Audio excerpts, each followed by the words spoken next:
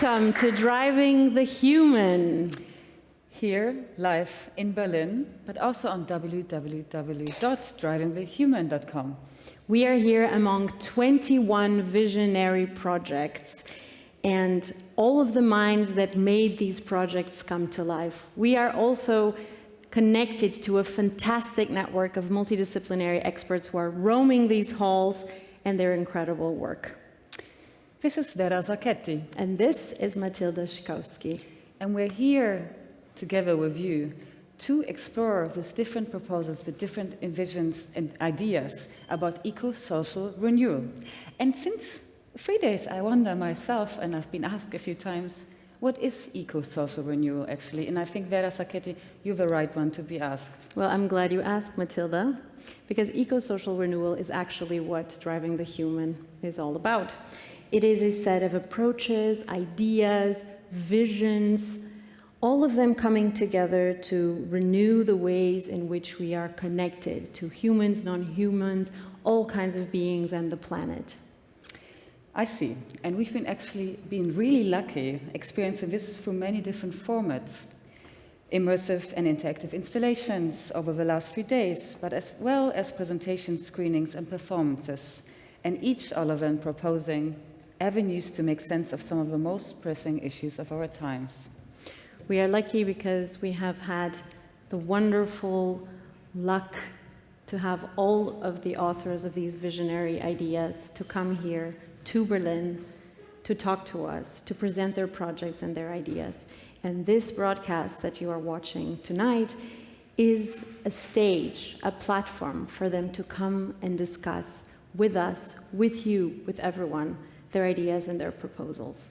Exactly. It's about developing ideas together that are visible, tangible, that can be viewed and discussed, as you already actually said.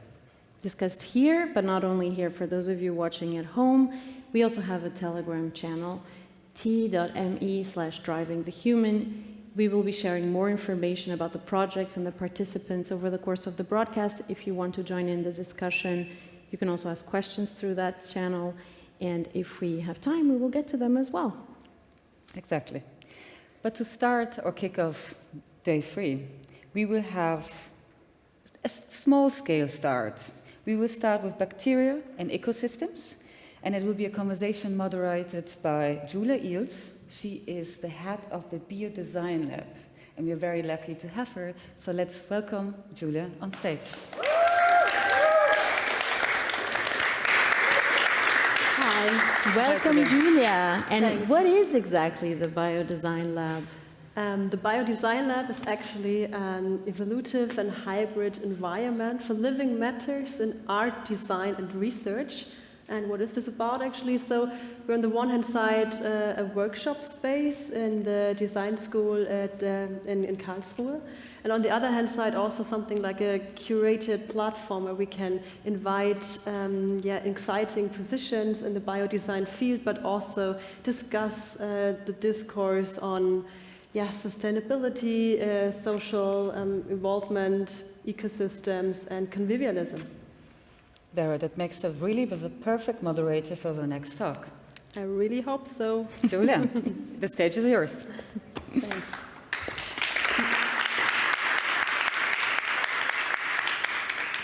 So, hello everybody. Thanks for joining the last live broadcast session at this amazing festival week. And I'm very happy that to moderate this first panel on bacteria and ecosystems. And I really like you to warmly invite the women of the hour that I want to invite to stage now. So say hello to Anne-Sofie, Vera, Romy, Paula, Miriam, Sonia, and Clara.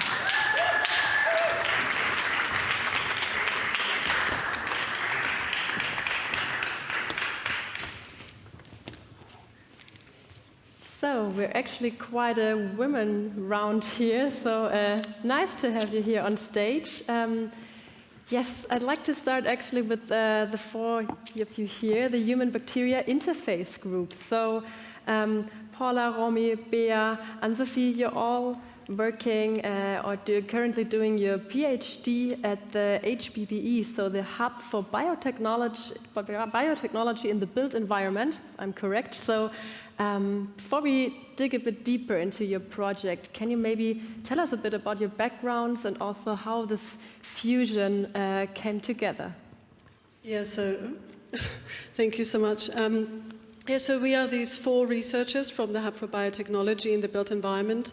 And the Hub for Biotechnology in the Built Environment is really this space where designers, artists, scientists, engineers from all sorts of disciplines come together to research how we can create buildings of the future that are sustained by life and life-sustaining. So looking at emerging biotechnologies through the lenses of interdisciplinary teams. And I myself am Paula Nerlich.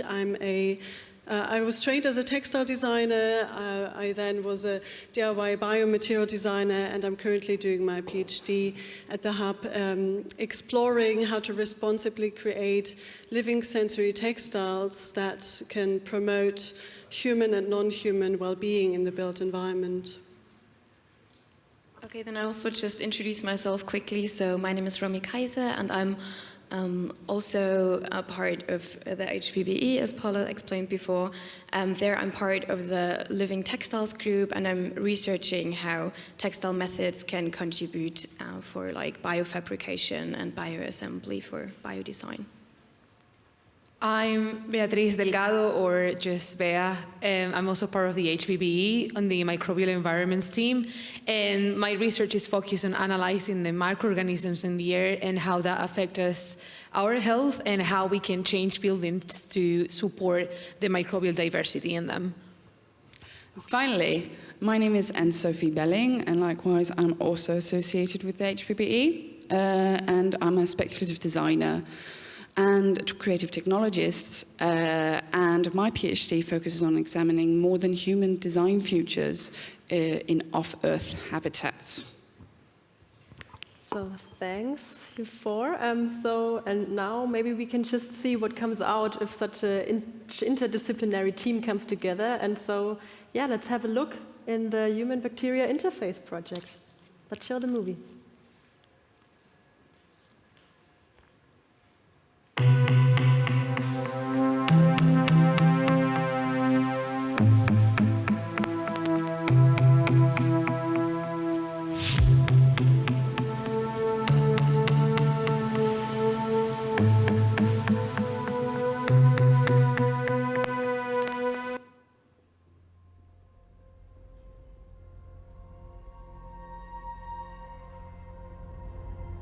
What if we could design meaningful interactions between humans and the non-human within the everyday space of the built environment, focusing on symbiotic modes of being? What if such symbiotic modes of being could materialize through living interfaces that act as an ambient living intelligence, responding to its human inhabitants and surroundings? Introducing the Human-Bacteria Interfaces concept and the Ambient Living Interface, ALI. Human-bacteria interfaces are tangible living interfaces consisting of microbial consortia that interact or respond to stimuli from their surroundings by emitting signals accessible to humans through touch, smell, and sight. The ALI interface uses SCOBY, a symbiotic culture of bacteria and yeast, as a medium to facilitate human microbial interaction through external stimuli. The bacteria embedded in the SCOBY will be biotechnologically designed to translate stimuli into signals that are accessible to humans.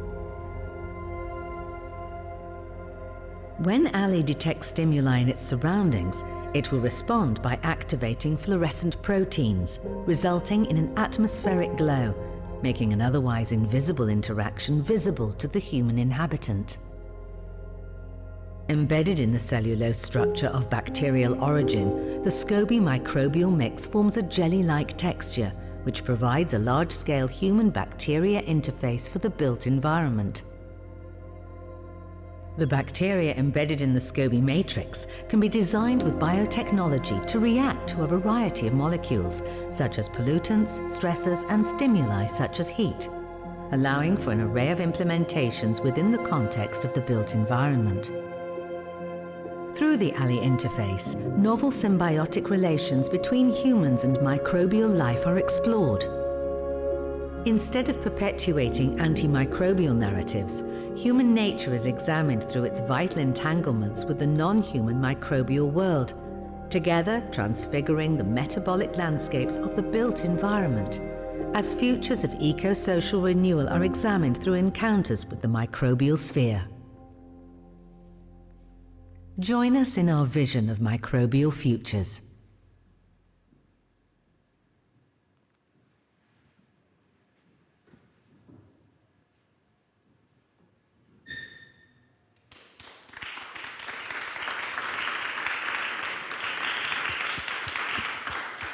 Wow, microbial futures, thank you so much.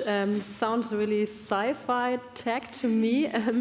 Maybe we start a bit lower from the very beginning, because in your project you show the prototype ALI, and it's made out of a SCOBY. And if we think from the material perspective here, what actually is a SCOBY? Maybe you can explain that again to us. Yeah, sure. So actually in the beginning, we of course realized that there are like a lot of challenges when you want to create a bacteria interface, because you really have to make it tangible and accessible. So the material we identified with, as you already said, what we identified, what fills our requirements, was SCOBY, which is a symbiotic culture of bacteria and yeast. Yeast, I guess everyone knows, it's just like the microbes you also add to create bread, for example. And these together with bacteria build like lactic acid and acetic acid.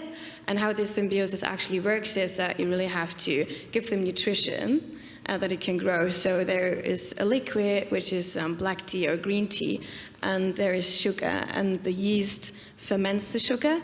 And then the bacteria actually, as a side effect of this fermentation, creates bacterial cellulose. And also this is a biomaterial which is currently quite researched and quite a lot around. So if you would dry it out, you would get this bacterial leather. Perhaps some of you already heard of it, but then the material would be dead. And what we are really after is actually to keeping it alive, because if we want to genetically modify the bacteria and see a response and from the reaction, we need it alive. So our concept uses the SCOBY, keeping it alive, and we want to genetically modify the bacteria that after a stimuli comes in, it's not completely set which stimuli it might be, but that it releases a fluorescent protein, which then makes the sensing visible for us. Bacteria, they are sensing all the time, but it's like invisible, and we can't access it. And we then, after seeing this glow, we can actually access it more. Mm-hmm. So it's more or less to create something like a language, actually, that we can also relate to and speak, so to say. Exactly. So the bacteria is the interface is a sensor kind of as well. So biosensoring, actually.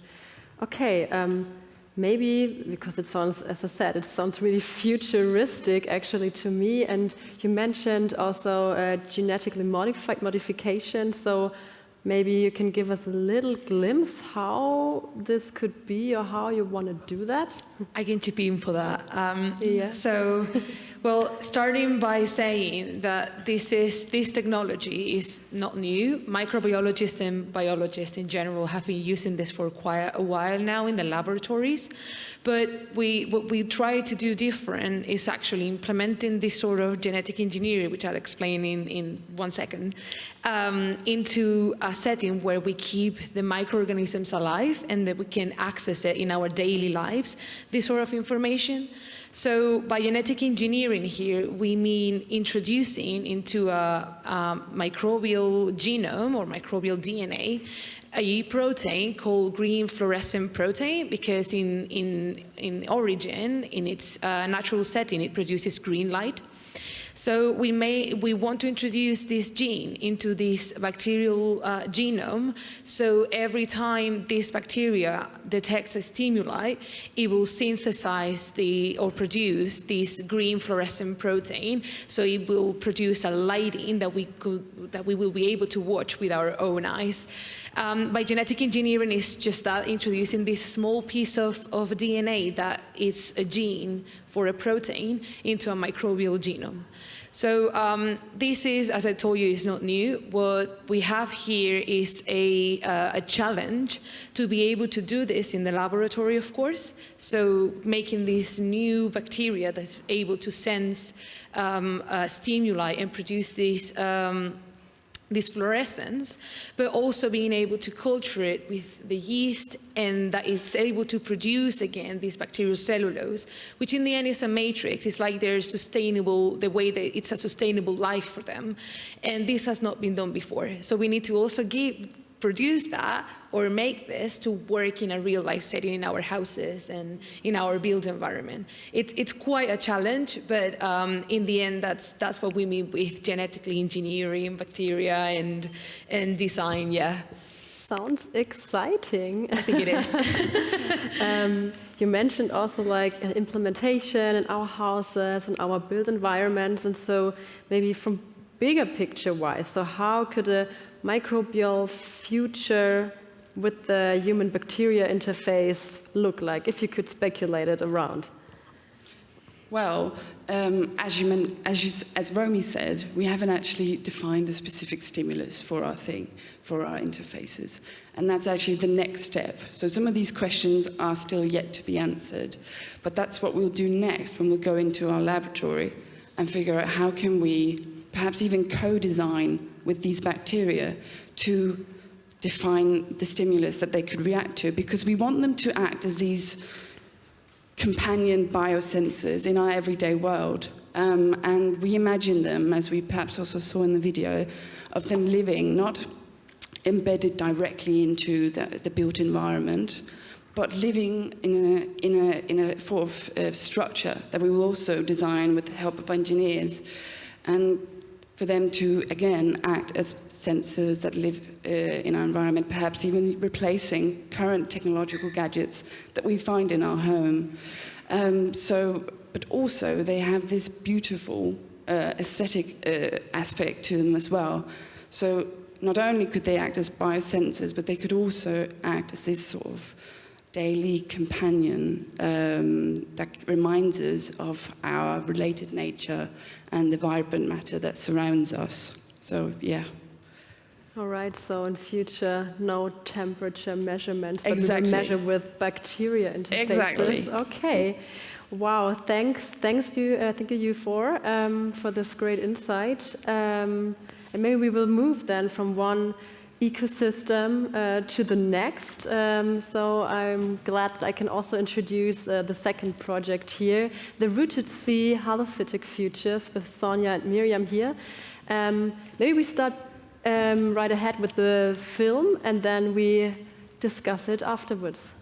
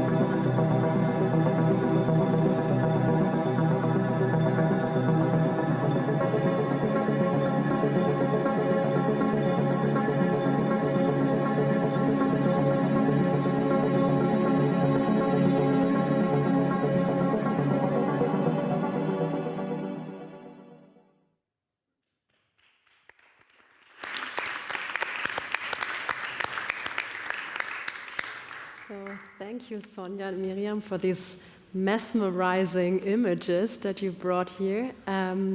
Yeah, maybe you can also introduce yourself a bit and also maybe explain us, because we had already quite the opportunity to talk over the last few days, but where does this interest in wetlands actually came from? And also, what are halophytic plants, as it's written in the title? So hello everyone, my name is Sonia Mehra Chawla, and I'm a visual artist and researcher based in New Delhi, India. And the Rooted Sea Halophytic Futures is an interdisciplinary art science inquiry into the fragile and endangered coastal ecosystems and wetland habitats of India and Scotland.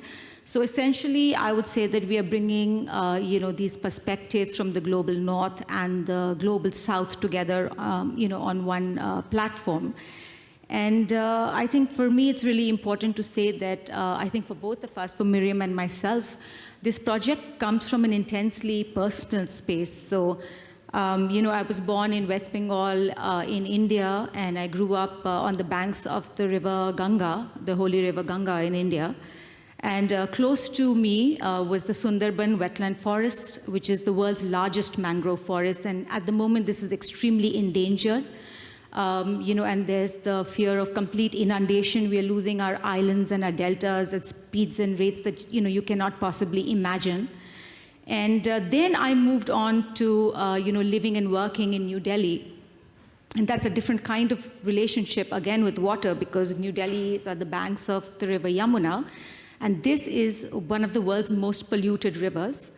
And, the extent of the anthropogenic impact on this ecosystem is absolutely unimaginable. And so just very recently, a couple of months ago, the river Yamuna was declared as a dead river. And yes, there is something called a dead river. It means that no life can survive, in this water body, and it has 0% oxygen going forward. And so, yes, I would say that, while we bring, these entanglements of our historical, cultural, and political narratives together on one platform, we also very much bring our entanglements with our other than human species.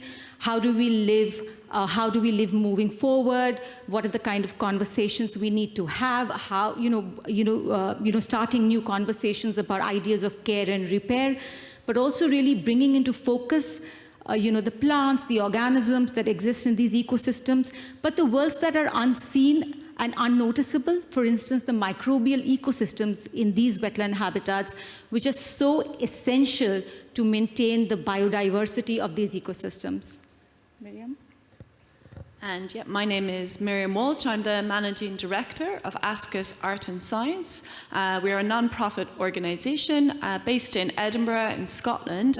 We're dedicated to bridging the gap between arts, design and sciences.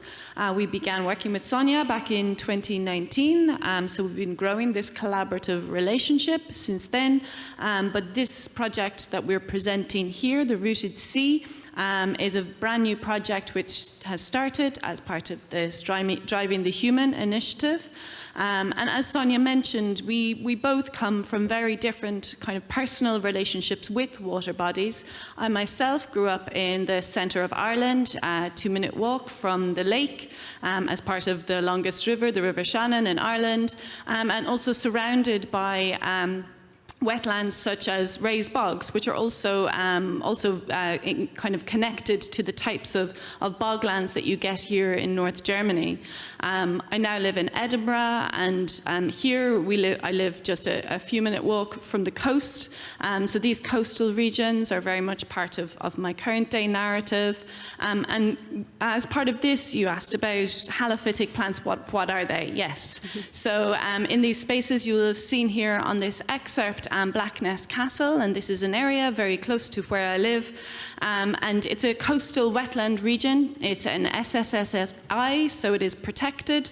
And these halophytic plants are plants that love these salty areas. So often we think of these kind of salty sea, we think it's not drinking water. What happened? You know what? These are very uninhabitable places, but actually these plants thrive in these spaces, and these spaces have very particular ecosystems. They are hugely at threat in Scotland. We call them the soft coast, and these are the ones that are most endangered of from coastal erosion, but also rising sea levels. And there's huge potential here for regeneration, for repair, as Sonia mentioned. And so this is why we really want to bring these types of ecosystems to the fore. All right, thank you.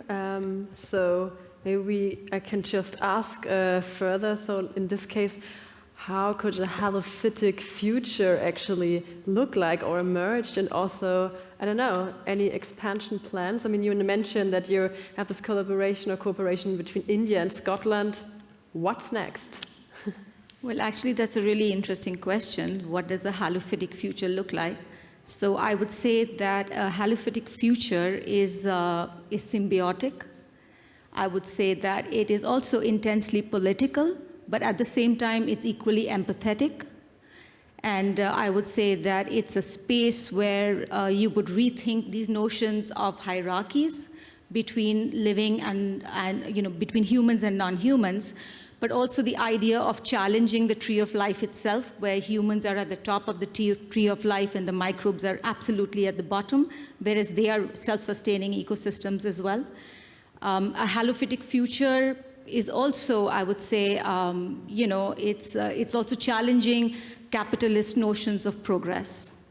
And now to answer the second part of your question, you asked, what does the future look like in terms of our project as such?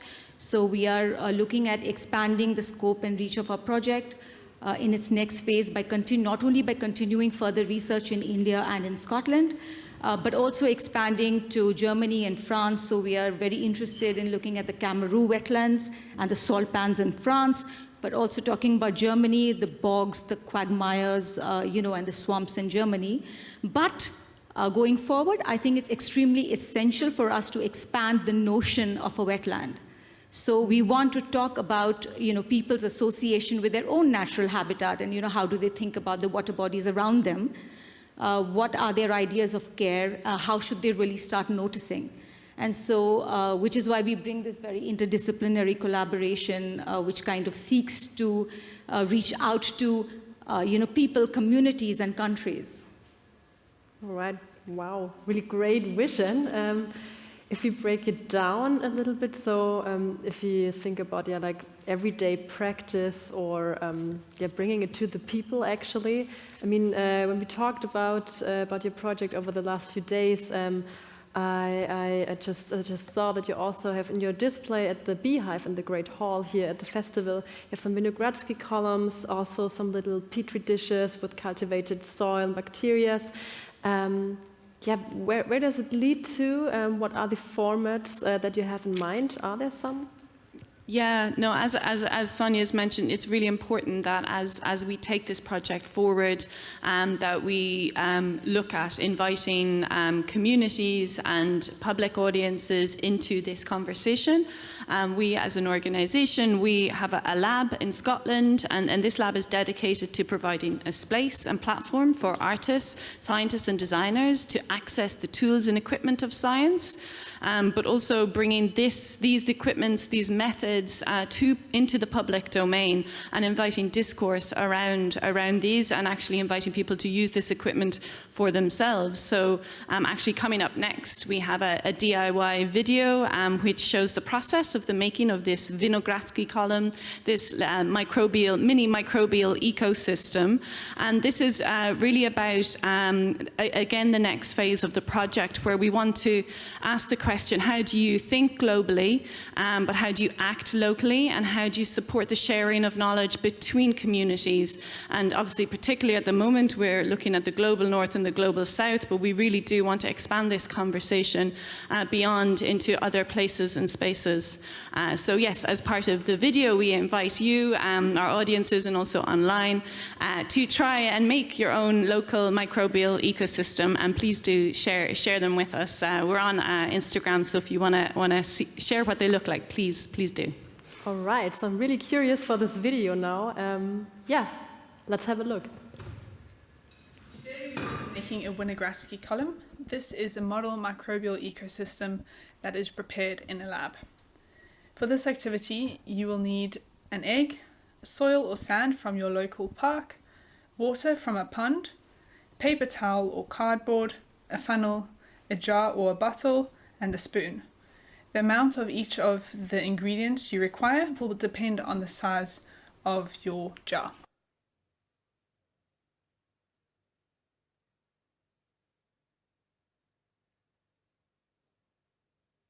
The first step is to boil your egg. It needs to be hard boiled, so here we are placing the egg into water and turning our heater on. If you are doing this from home, you'll be using your stovetop.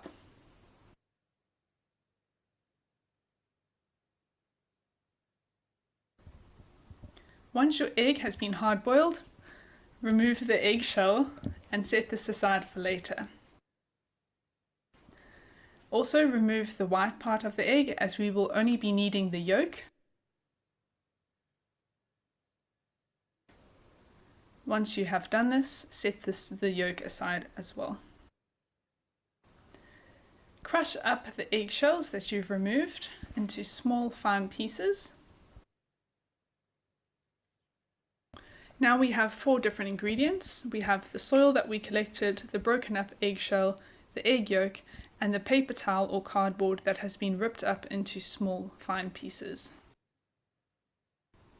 As we are using a relatively small jar, we are separating the soil into 2 different parts. The one half is added to the eggshells, and the other half is set aside for later. We then add our small paper towel or cardboard and mix up the eggshells, soil, and paper towel together.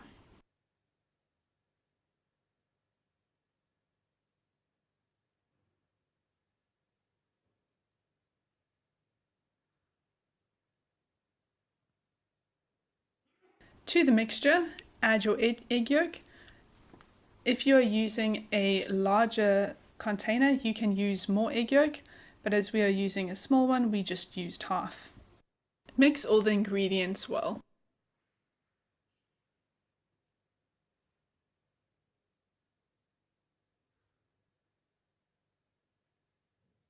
Now we have the mixture for the base layer of our Winogradsky column.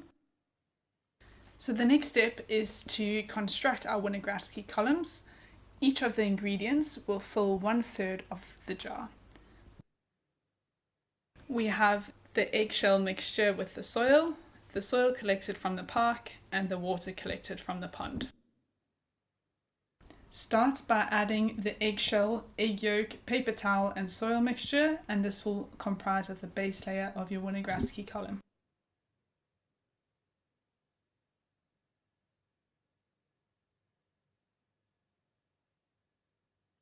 As you can see, this comprises of 1/3 of the jar's volume. Next, we'll be adding the soil from the park.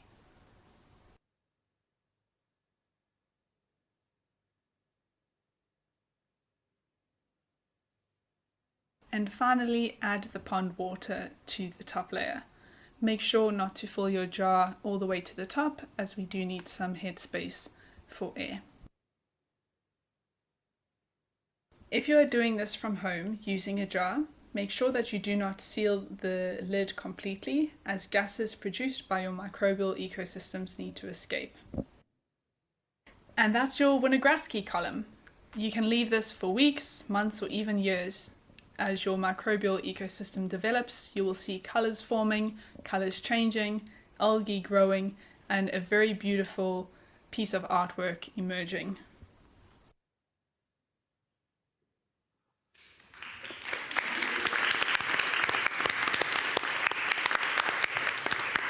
So thanks again, Sonia and Miriam. I think everyone knows what to do. Go out, make Vinogradsky columns, and take a picture and show it and share it with us. Really looking forward. So maybe from this ecosystem, we can move to the next ecosystem, or more to say eco-cluster. And I'm really happy to also introduce Clara. Clara, you're here with your Romy project, Multispecies Urban Refugees in Cluster. So before we look also into your introduction movie, maybe you can also say something, tell us a bit about your background, and maybe also where your interest into this living beings in your practice as a product designer comes from. Sure. Hi everyone, I'm Clara. I just graduated in product design in the Federal University of Rio de Janeiro. And there I was part of a lab, an art, science and technology lab that is called Nano. And I started my research with materials. So, and I got in touch with a lot of projects, multidisciplinary projects, art projects, design projects also. So that's a little bit of my background and where I started studying this species I'm putting in a cluster. And also I had the opportunity to grow in a place where I could be with these other modes of lives in a mountain region in Rio. So I think there's where everything started, this desire for connection with other living beings and other modes of life, of non-human modes of lives.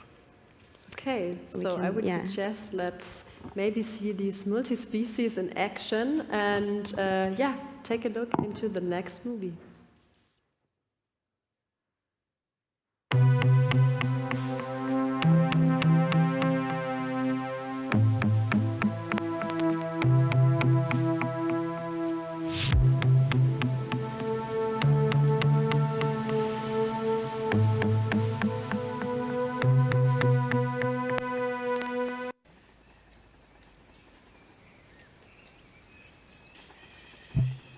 Região serrana do estado do Rio de Janeiro, inverno de 2021. Os vales, ainda úmidos, mantêm os exuberantes tons de verde. Agora, quase não chove e o clima seco deixa as montanhas desbotadas. São lascas de Mata Atlântica que sobreviveram à devastação. Assim como as árvores, outros seres também se adaptam, mudam seus tons, fazem parcerias. O que nos impede de incorporar a paisagem? Participo.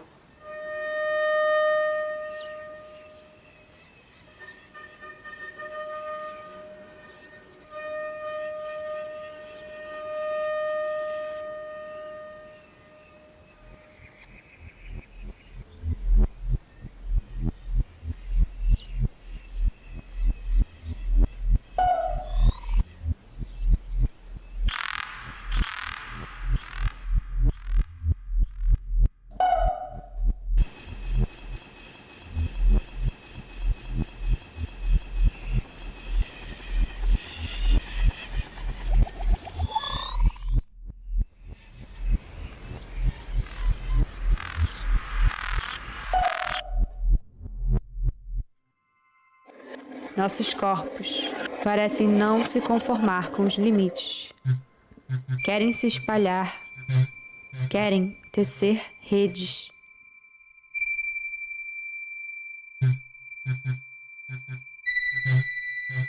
Alguma coisa nos atrai às simbioses. Simbiose, do grego sim, que quer dizer junto, e bioses, que quer dizer modo de vida. Vida compartilhada refere-se às associações físicas de longo prazo entre dois ou mais organismos vivos de diferentes espécies.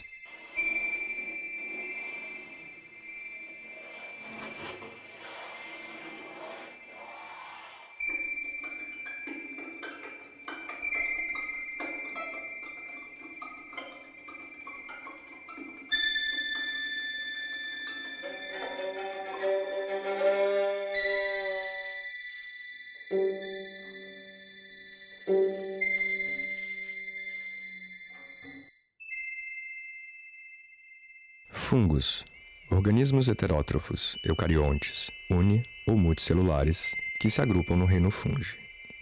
Decompositores de matéria orgânica e recicladores de nutrientes. Apresentam comportamento saprófito ou parasitário. A estrutura dos fungos é formada por um emaranhado de hifas denominado micélio. Ser permeável.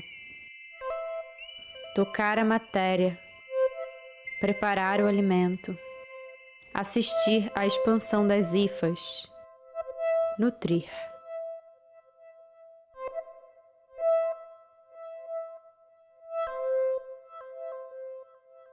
É possível criar com? Associações criativas são brechas para modos de habitar mais vibrantes?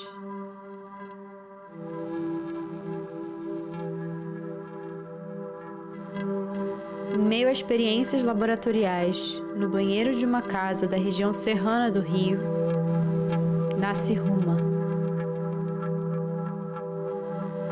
Ruma, ação e criação de espaços de convivência entre espécies. O benefício do encontro se dá pelo diálogo, conscientização e promoção da biodiversidade local.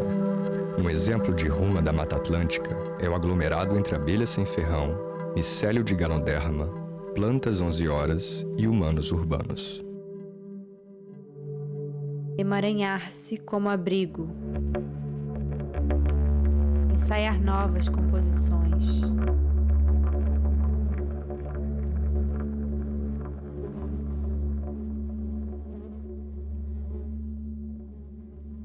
A abelha sem ferrão, insetos polinizadores de comportamento social complexo, nativas das regiões tropicais e subtropicais do mundo. Possuem como característica o ferrão atrofiado e a grande diversidade de espécies.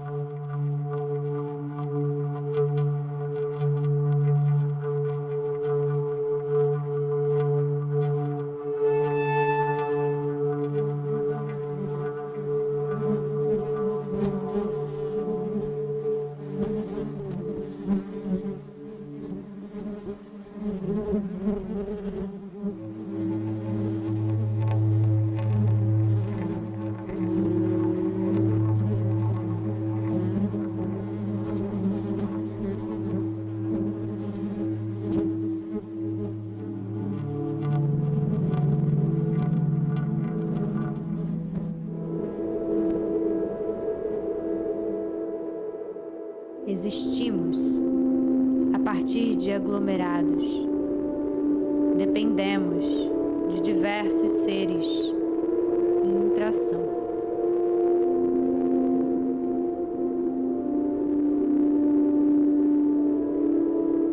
Por onde andam esses encontros? Humanos, mamíferos da ordem dos primatas, do gênero Homo, espécie Homo sapiens, de posição ereta e mãos preênseis, programado para produzir linguagem articulada.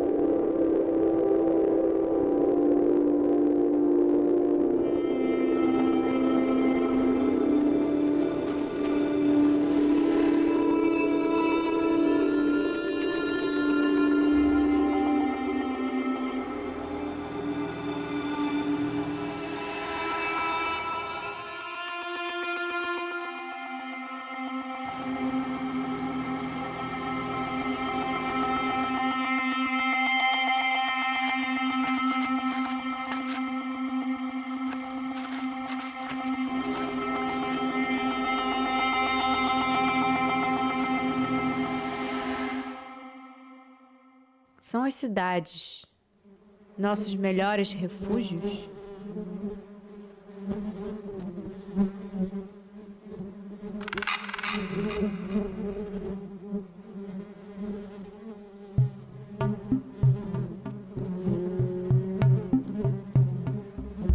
São só estratégias de sobrevivência.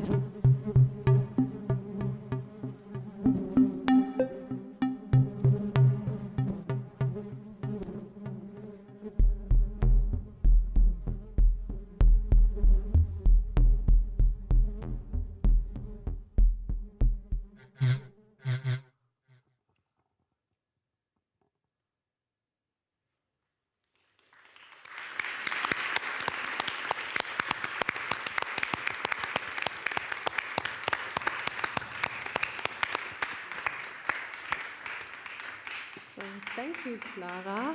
Thank you a lot. In your movie, you're introducing very different species that come together in those refugees and clusters. So one I would actually refer to a bit deeper. So you're using mycelium. I just explained a bit what it is in this movie, but how is it actually? How was it co-designing with fungi, so to say? And yeah, maybe you can get a bit deeper into it again. Yeah, sure. This material that I'm working on, actually it's living being that I'm working with. It's a composite that gets together some bio-waste product from industry products, such as straw and sawdust, and put together with fungi. So the fungi, while he is nourishing himself, I don't know, he creates biomass, and so with the EFI expansion, so when you put this sawdust or straw in a mold or you shape it, the mycelium will grow and get these loose pieces together. So when you take out from the mold, and I like to leave it without the mold for a while for him to express himself also. You have this shape you design with it. This thing of creating with is something that I'm still trying to see how it functions, because it's really delicate. It's not, we humans are like supposing that maybe we can, but we are not sure of it yet, like how is this relation is a bit more complicated, I think. So that's the material, yeah. And working with it, it's super interesting because you get, you have to get in another time of creation also. You have to follow the time of the other living beings.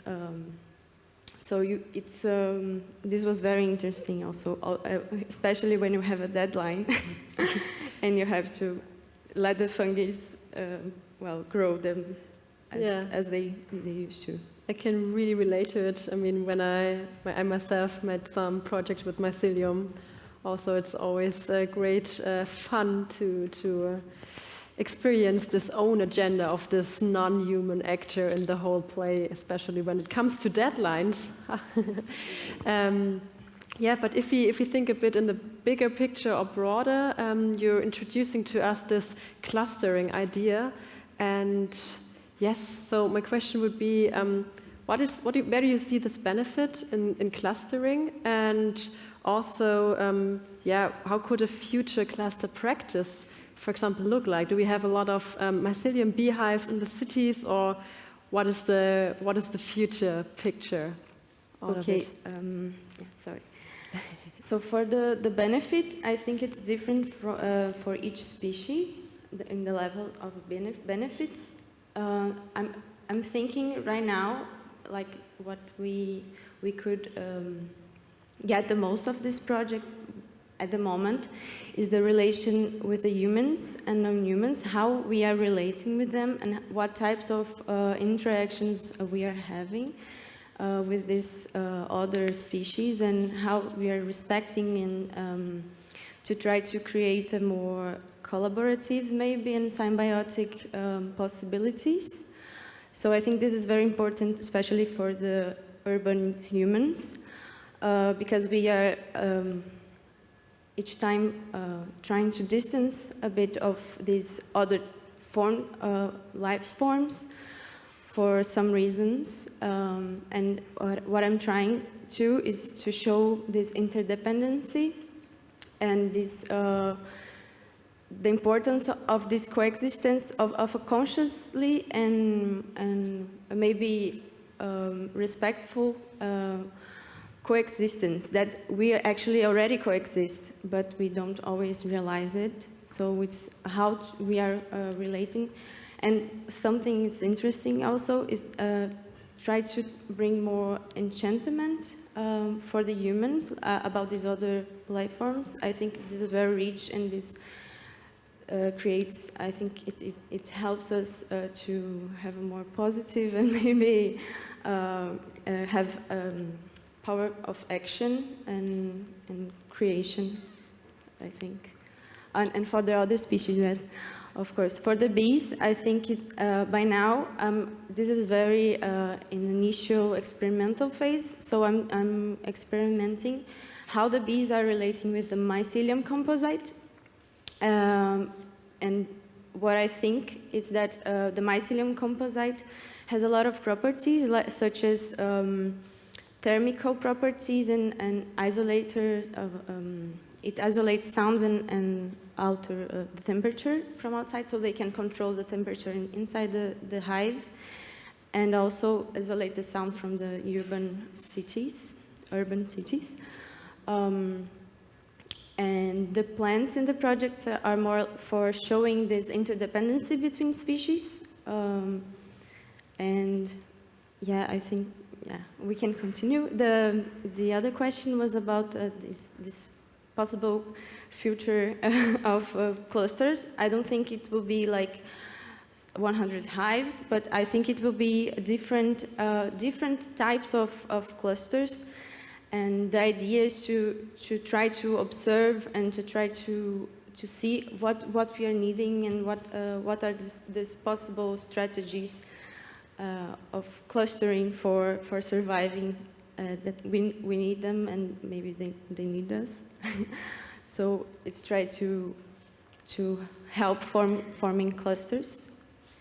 And in each place also would be completely different clusters depending on the species. So I think all right, so we could imagine also different constellations and so on. Yes. All right. Yeah, of course. So, okay, cool. Thank you, Clara. I don't know how we are in the time, if we're still good, so I would, 5 more minutes, I get the signal. Okay, that I would like to use for actually another short question. Maybe it's not so short, but I think it's very important to address, and it's a topic on ethics, actually. So if you're designing and working on this micro level with other species, and in all the projects, we have these buzzwords, so to say, about coexisting and cooperating, and we're in symbiosis, and we're all entangled.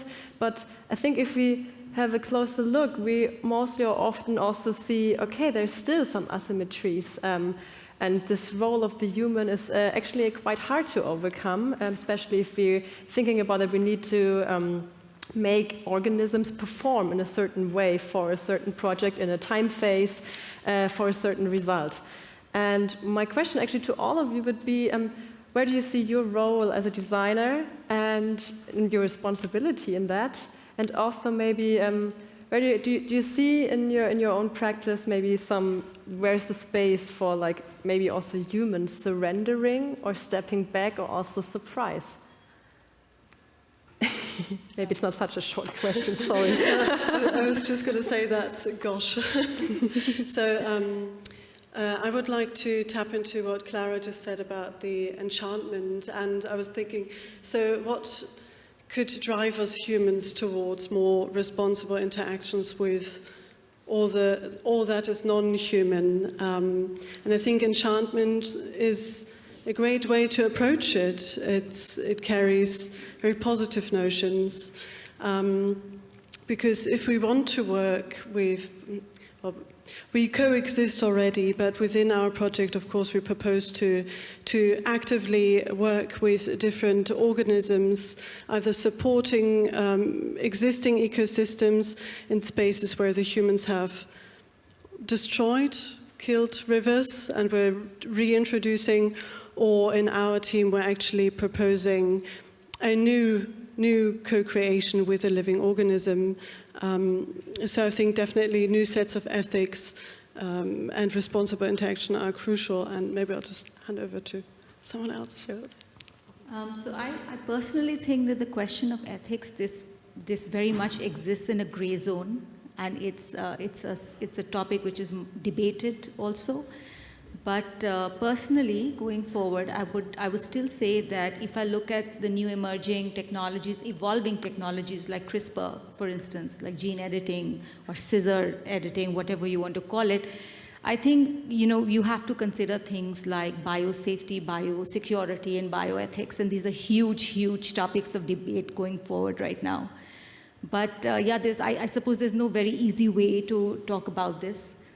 But also, from another perspective, from an artistic perspective, I would like to say that, I think it's important to understand what we think about notions of toxicity and contamination.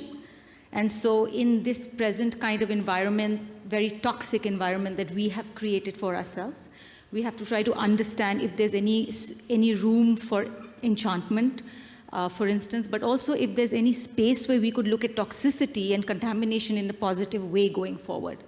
So here I'm talking about things like storytelling, noticing, and care and repair, and those words are really important, as is empathy, I would say. Yeah, thanks. Okay, I don't know if I have much time, but you have the word. Compliment that, yes, it's such important and complex thing to think. And about, I will answer more personally about my role as a designer, maybe.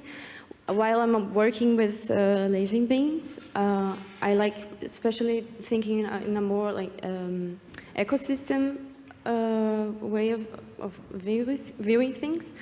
I always try to work with species that are native and that actually, because I don't work in super controlled space, I work in my bathroom, so I always choose to work with the species that I know that if something like goes wrong, it will not be a problem. They're like natural from where I'm working at, and I think, I don't know, that's, and all the complexity of other bioethics. Yeah. So, are you also? Okay. Yeah, I just want to add something because you were mentioning like the role of the designer as well, and I feel it's very interesting actually when working with it, that we realize that there are not that many methods, and we also really have to rethink and change our perspective from like the design approach we're used to right now, because how to create with something living and also in this whole process leave space for something living. So we also need to develop methods, and there's always this bridge between freedom and control, and we have to also learn to give that away a little bit, like the control.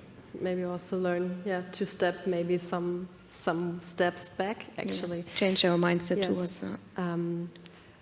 What nice ending words, I would say. I thank you all so much for these really interesting, exciting insights. And I would just use maybe your words, Clara, and yours, Paula.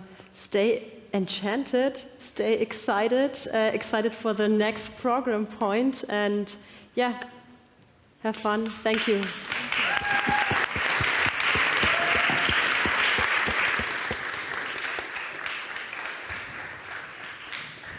Thank you so much, Julia, for this very sharp and very engaging conversation. And indeed, enchanting. An enchantment, and I'm definitely enchanted by all the topics that we have here today.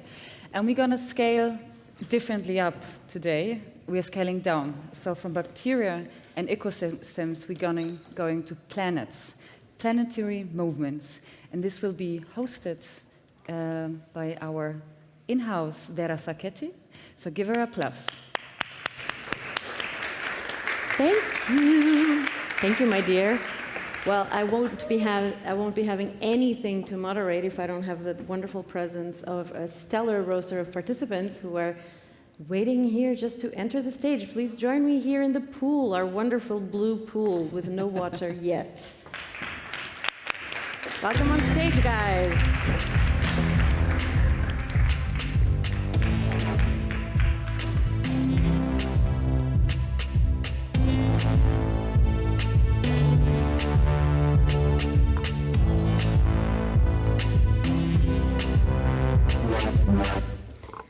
Wonderful to have you here. Planetary movements. In fact, we were talking about bacterial and from the bacteria to the ecosystems. Ecosystems are also planetary, in fact. But here we have a different kind of approach to planetary issues. And what I'm delighted to introduce today is a set of 3 different approaches that really tackle issues that are systemically and embedded in our own planetary crust. And by our planet, I mean planet Earth, of course. But the approaches of all these practitioners who coincidentally, or maybe not, are all spatial practitioners, are all very different. I would like to start to talk to Cyan and Chen, who have developed a project with the also enchanting title of Ripple, Ripple, Rippling. What is Ripple, Ripple, Rippling about? So Ripple, Ripple, Rippling is a way of living. It's a way of living beyond the nuclear family model. It's a intergenerational and interdependent way of living born out of the survival tactics rooted in precarity.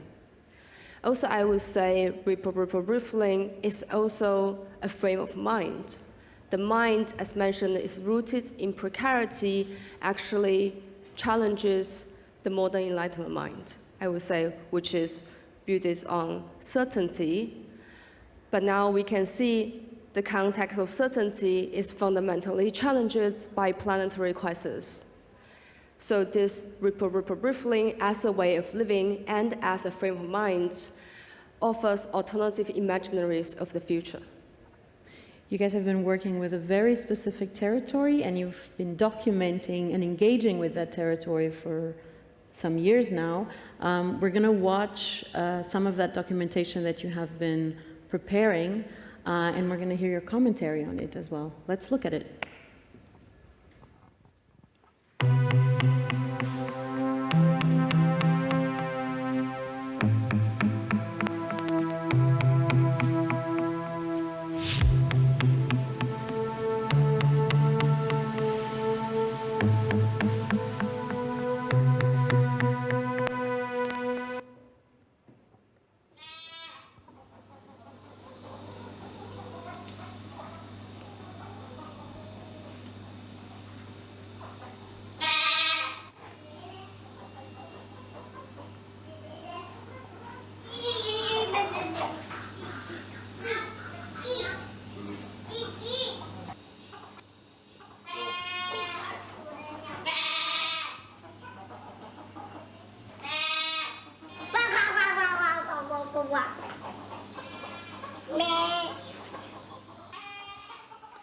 So the project takes an entry point from alternative form of family.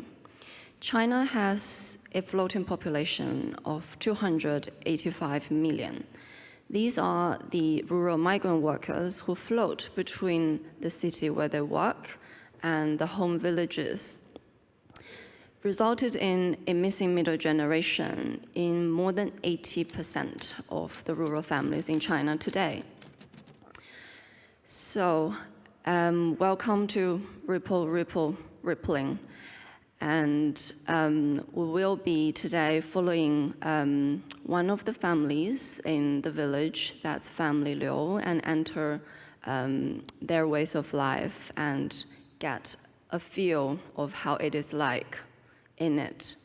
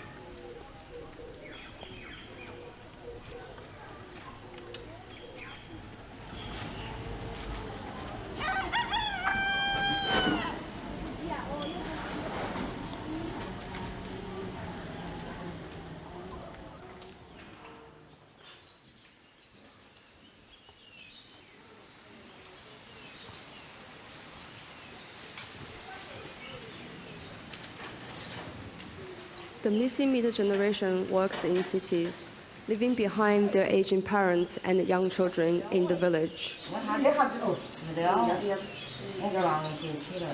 So the family is broken. We call it the dissolution of families. These left behind family members financially rely on the middle generation who work in the city. So what happens in the village is dissolving and rippling. So this dissolution of families is in fact the survival tactics of this family to make a living in the precarity.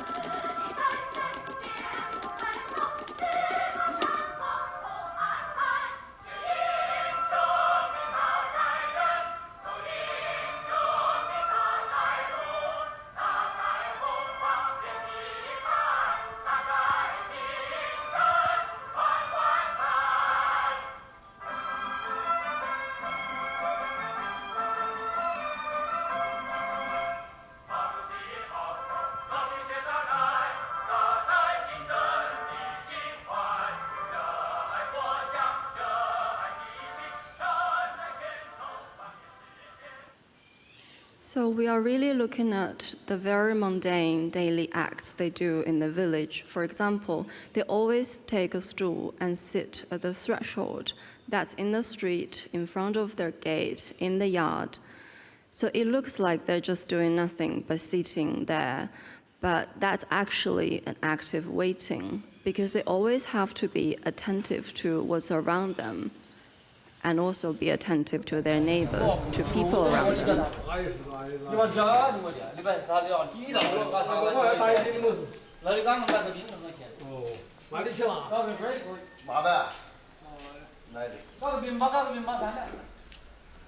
This kind of active waiting is essential for them to form a local network of care and support that contribute to the socio-economic security.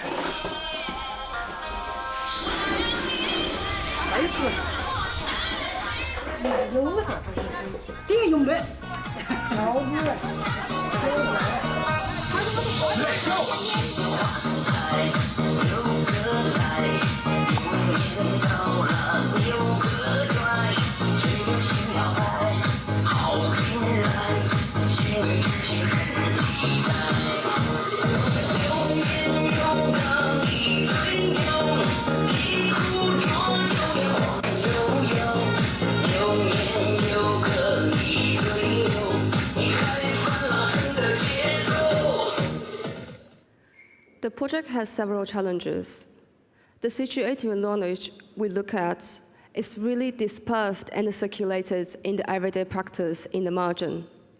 So it's largely non-discursive and bodily. Then how to articulate such a form of knowledge that resists representation and crystallization? So we propose a double prototype. In addition to bring out the situative knowledge itself, we aim to devise a methodological framework at the intersection between architecture, anthropology, performance, and filmmaking. Performance is very important here, because as lived experiences mold and unmolded in the body, performative expression has the potential to bring out what's inside the body, to articulate the embodied practice. So hopefully in this way, the knowledge that cannot be discussed in words can be discussed through bodily actions. So we will stay in the village and co-organize dance theater exercises with the villagers as part of our daily life. And another component of the project is collaborative filmmaking.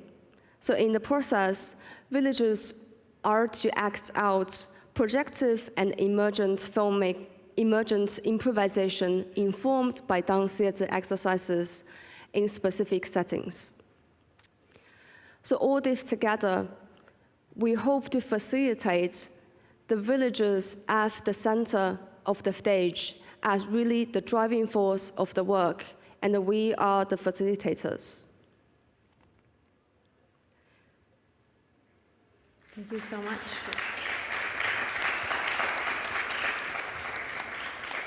So this is, in fact, an extremely complex mapping exercise. And mapping is something that, as architects, you are used to doing. But when it comes to mapping a social aspect of a space, can you tell us what are the main challenges in doing that? And how is it that you try to make tangible these associations and these entanglements also? Yeah, that's a super important question. So this project started as an architectural research. So through space, to understand the elastic association happening, that's one way of doing it. But we are moving forward that stage. So it's really about embodied practice, how to bring out that, right? So we mentioned performance as an important aspect. Actually, another aspect is improvisation and fiction. Because the notion of playing a role that is oneself, but simultaneously also just a projective image of oneself, creates a point of reference and a forum for reflection and discussion, and a protective layer of the protagonist. So in this way, we hope the non-discursive body knowledge can be projected. Mm-hmm. But this also raises questions about verbal and non-verbal communication. I mean, the strength of a sort of an embodied type of experience and an embodied type of knowledge is that we go beyond a verbal means of communication as a primary means of communication, and you move to something else. Can you talk a little bit about that? Because I think in most of your disciplines, or in most of all the disciplines that are presented here, there are many, many things that are so strictly bound to these forms of verbal communication. How do you interact and engage with the community? And what are the challenges of moving beyond verbal communication, or the opportunities as well? Yeah, exactly. I think the bias towards discursive knowledge, that's a fundamental thing we need to tackle. So in our case, it's the most mundane acts in their daily life. And so the other aspect of it is actually, we also want the villagers to gain something out of this process as well. It's really a, let's say, intersubjective encounter for all the parties involved in this process.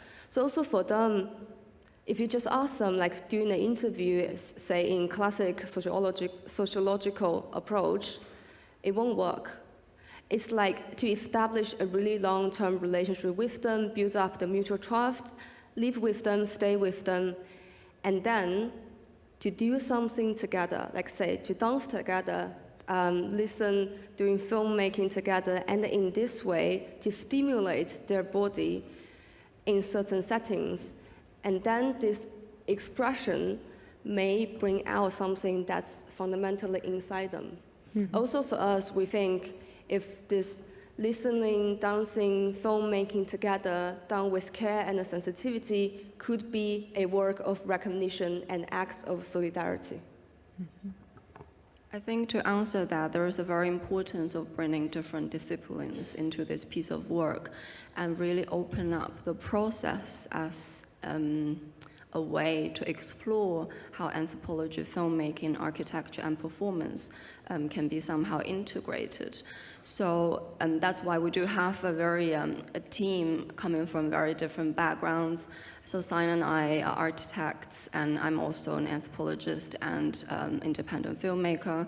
And we also work with a collaborator who cannot make it today. So she's Mengfan Wang, and she's a choreographer and theater director trained in China and Germany. So it's really this kind of team, and with expertise from different fields, that we're trying to work together with the villagers to really bring their own way of expressing themselves and moving away from all kind of strictly restricted discipline discussion, and also the academic limitation in terms of what and how we can conduct this work. I mean, this idea of dissolution and of precarity are extremely powerful ideas that completely permeate all layers of your project. But what I find is extremely interesting in your approach is that you take them as sort of, maybe not, I would not use the word productive terms or productive opportunities, but perhaps starting points for something new to arise. It's definitely, there are situations of friction, there are situations of almost of crisis also, one could say, but from those frictions, new paradigms, new ideas can emerge. And with this idea of friction, but also with ideas of very specific communities, I would like to talk to you guys about another project that we are talking today which is this project called Toxicity Distributed. And we have here Claudio and Karen to speak to us about it. Claudio, do you want to say some words about the very specific territory with which you have decided to engage in this project? Sure. Our project focuses in Coquimbo region in Chile. there is a special situation because we have polluted landscapes because the toxicity in environmental liabilities that the mine will leave behind in 2037 when it closes.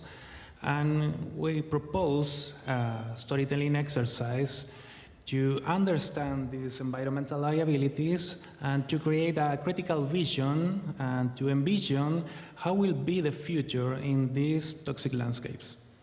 You have prepared a little video that tells us a little bit more about this specific landscape, so maybe we're going to watch it and then we're going to talk about it a little bit.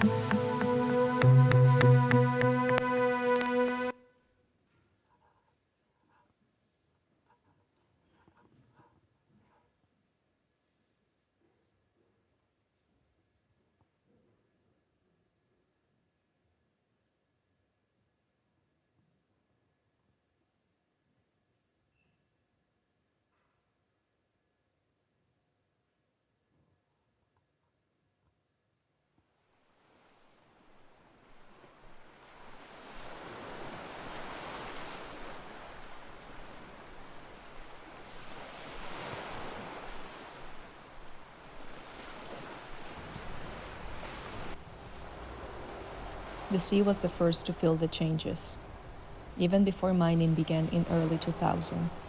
First was the construction of Pop-Jurj, the conveyor belt, the huge shed and its buzzing. Then it was the traffic of huge vessels, and the cloud of copper concentrate dust that hung in the air as they loaded. Then it was the desalination plant, its construction, and the brine that began to chase the life out of the water. There was nothing left to fish. Only a few saw it coming. The propagators warned us about this. They were the ones who started all these transformations. Even before the mine closed, they were already working on repopulating the bottom of the sea with those species that gave us economic sustenance, that helped us to put a roof over our heads. Before, nobody thought about the seaweed. Everybody was more concerned about the abalone and sea urchins because they were more expensive. But we later understood that if the seaweed died, then everything would die.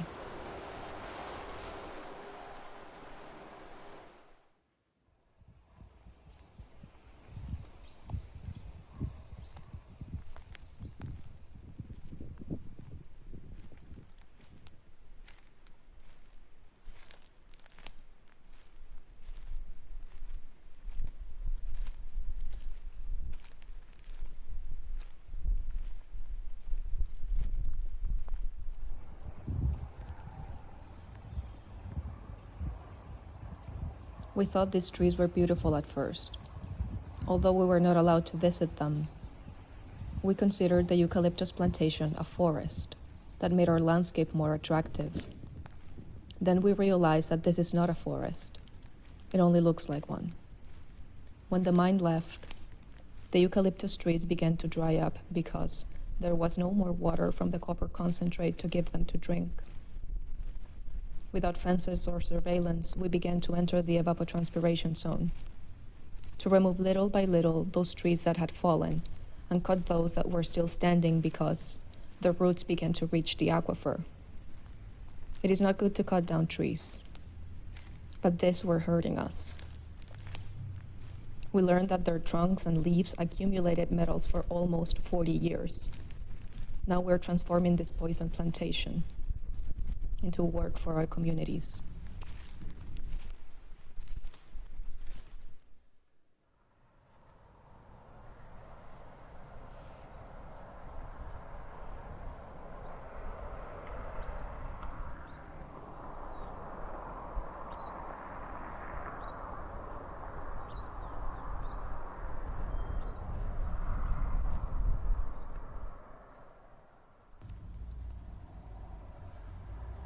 This used to be a valley where we lived with 20 other families. Shepherds and orchard workers, we had everything we needed. Then the mine came and we had to leave. In 2037, when the mine began to close its operations according to the closure plan submitted to Cernahumin, we began to return little by little.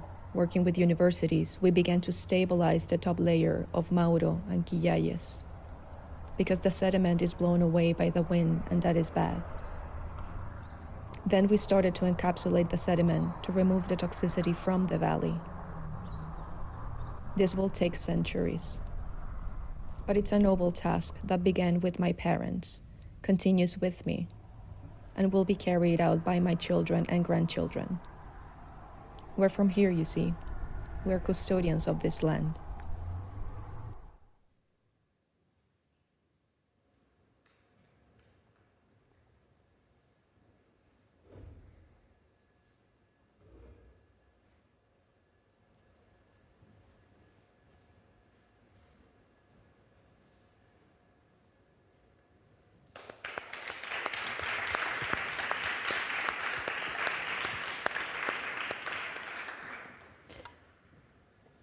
I mean, here what I think is so interesting is that you use this idea of crafting narratives, speculating on them, as a very powerful tool for what you want to develop in your approach to this territory. So we've seen here 3 case studies. We have the shells and the sediment from the sea. We have the eucalyptus and the eucalyptus trees and all their components. And we have this sort of soil, the remain of what is left of the soil around the mine after the mine is or the materials are extracted from the mine. Can you tell us a bit about these 3 different kinds of materials? And upstairs here at Radialsystem, you're also showing prototypes of biomaterials and sort of conversation starters for economies that could be generated around these 3 different kinds of materials. Can you tell us more about this? Sure. Upstairs in the exhibition, you will see raw material that you see.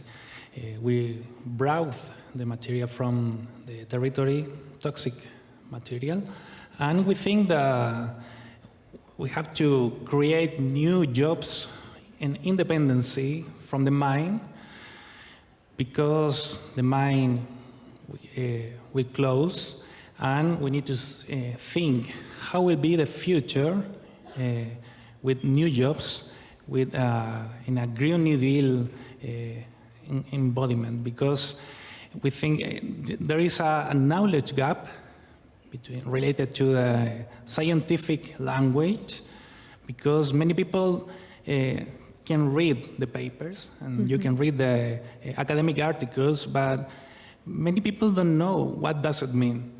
So the people that live around these landscapes don't know the toxicity there is. So we think the stories, the tale, the fictionalized tales works as a tool to envision how will be their jobs in the future, working with toxicity, of course. This is super interesting because, I mean, you have a lot of these post-industrial mining landscapes all over the world, and you are acting in a territory where the mine is not closed yet. So one could say this could become a model for other similar territories around the world and could have potentially a planetary impact. What is the next step in your research? Because you have already started to establish contact with these communities, you've been there, but one has to really work on this idea of a long-term commitment and of trust, a little bit like what Cyan and Chen were talking about, this continued involvement, this long-term involvement. Can you tell us more about what would be a next stage for your project and how would you then interact with these communities? Sure. The next step will be the co-create tales with local communities, because these tales was created by ourselves. So we want to work with the local communities to help them to understand the toxicity levels inside the landscape. Mm-hmm. And to work with this toxicity level together as well. Sure. I mean, it is a very revolutionary proposal to propose new economies stemming from such a contaminated territory. But I want to go from the territory in which you have been working to a territory very, very far away, where usually not a lot of people hang around, the Arctic. And we have here Lena and Andra, who are going to tell us a little bit about their project, Monsters and Ghosts of the Far North. Can you tell us why the Arctic? And what is interesting about this territory in your project and in your approach? Well, first of all, the research that we started looking at was prompted by a very peculiar event in 2007 when Russia dropped their flag at the bottom of the ocean in the Arctic as a kind of act of claiming territory. And so this, of course, it has a lot of other precursors throughout history. And the event in itself didn't necessarily mean much, but it kind of marked the beginning of the Arctic turning into a claimable territory. And this is all because of the environmental degradation that it's undergoing, which is making it more accessible, both for shipping and resource extraction, but also for simply territorial claims. And at the moment, all the 5 Arctic states around the Arctic Ocean are trying to prove that a certain part of what is currently international waters is actually belonging to their continental floor at the bottom of the ocean, and that they could therefore, through that claim, gain sovereignty and control over the resources and the maritime space.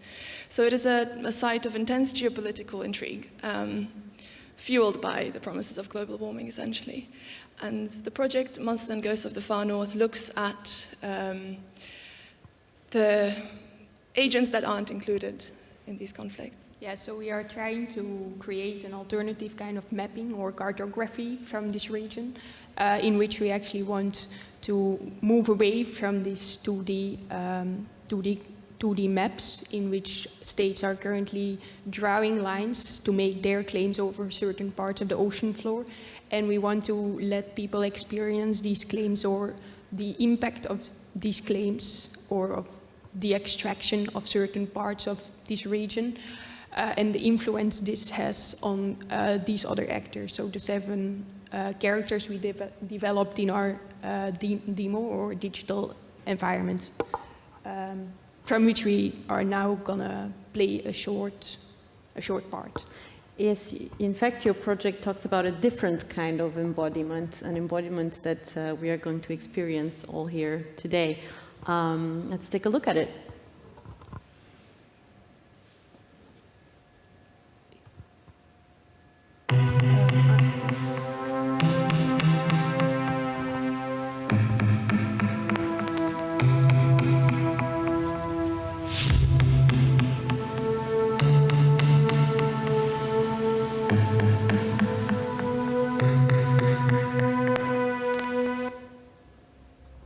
So now you see the first character, which is the Arctic tern, and it's a character who explains or his positions along this vertical axis, and it's actually touching on the extraction areas, oil and gas resources in the Arctic region, but also on its breeding grounds.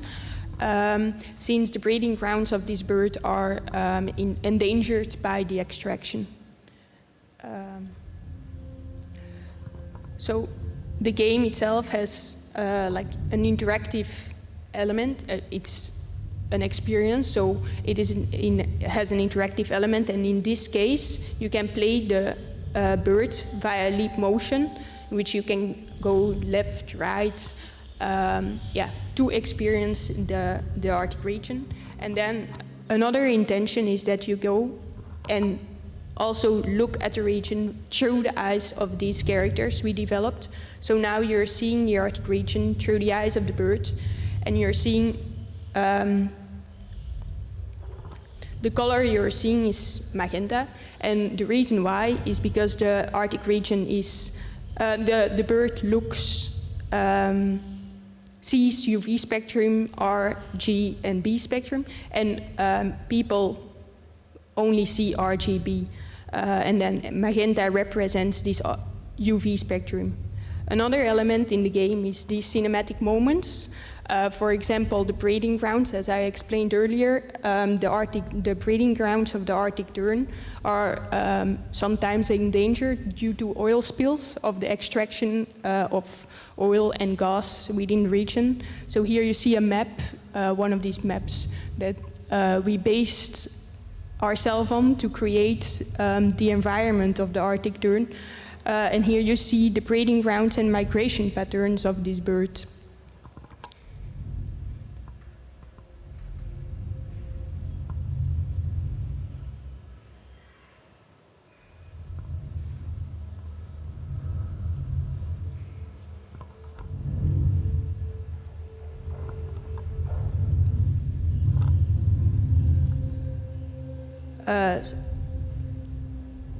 So yeah. Then we can also switch to another character, which is the methanobacteria. It's another one of the 7 characters. And this one is positioned totally on the other side of the vertical axis. And yeah. The methanobacteria comes to life as the temperatures rise and the permafrost underground melts. It's basically located in deep underground in permafrost soils, which currently hold twice as much carbon as contained in the atmosphere. And as this permafrost melts, a lot of matter that has been frozen in sleep, basically, for millennia, is decomposing. And this bacteria, as it feeds off of it, it releases large amounts of methane, which in some cases, as has been encountered over the last decade in the Yamal Peninsula in Siberia, often leads to such high amounts of pressure underground that craters explode into being. It might look cinematic in the animation, but it's actually quite a serious phenomena. These craters are really large, up to 50 meters in diameter, and over the course of a few years, they fill with water, leaving behind these wounds in the landscape, and further emitting smaller and smaller amounts of methane as they age.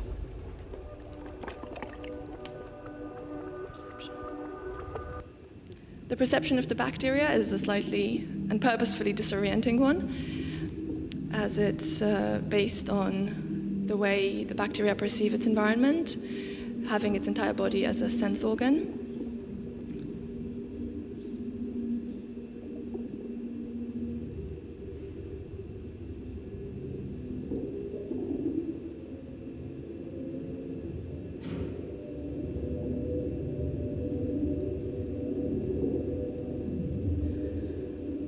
Another way of embedding research into this game at the moment is by showing small cinematic moments of the other characters that we haven't yet developed. They're still in progress. Another one is the reindeer, which has a very special relationship to permafrost soils, but also in general to the Arctic changes that are happening at the moment.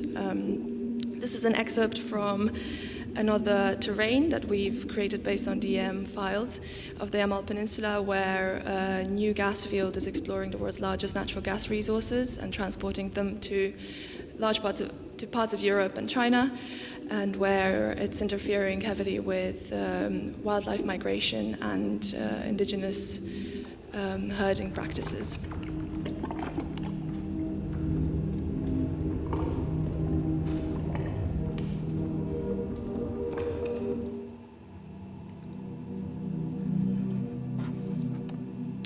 We're basically interested in forms of spatial negotiation and the new relationships that arise between species and with our industry, so between the monsters and the ghosts of the far north.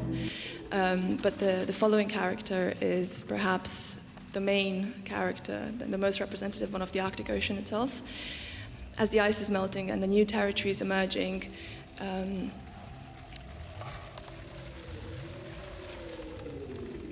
the Arctic is, the ice island represents the dynamic nature of the Arctic, which is both a site of land and water, indigenous and non-indigenous organization systems, a constantly and rapidly changing environment governed by national, international, and subnational actors, And it is of no surprise that the Western political framework is really struggling to position the Arctic in the Westphalian political framework we're used to. Another element you're seeing here is the machine. It's another character, which serves as a proxy for the human, and which stands for the increasing shipping activities in the Arctic, which are also enabled by the melting of the ice.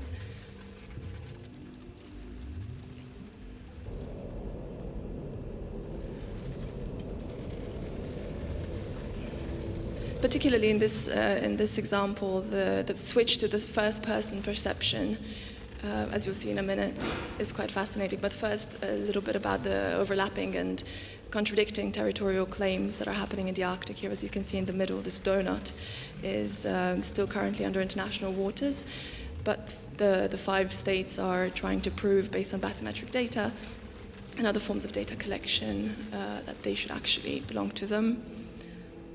However, our actors that we're trying to represent the Arctic through don't perceive these borders, so they're actually just completely man-made and liminal in their nature.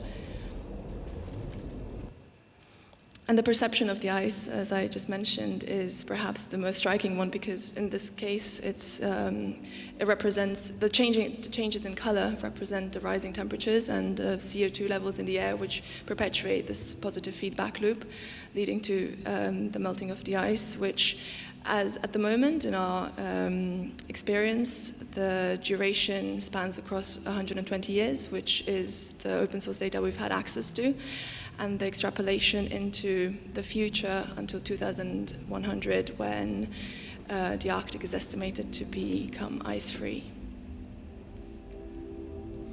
2100.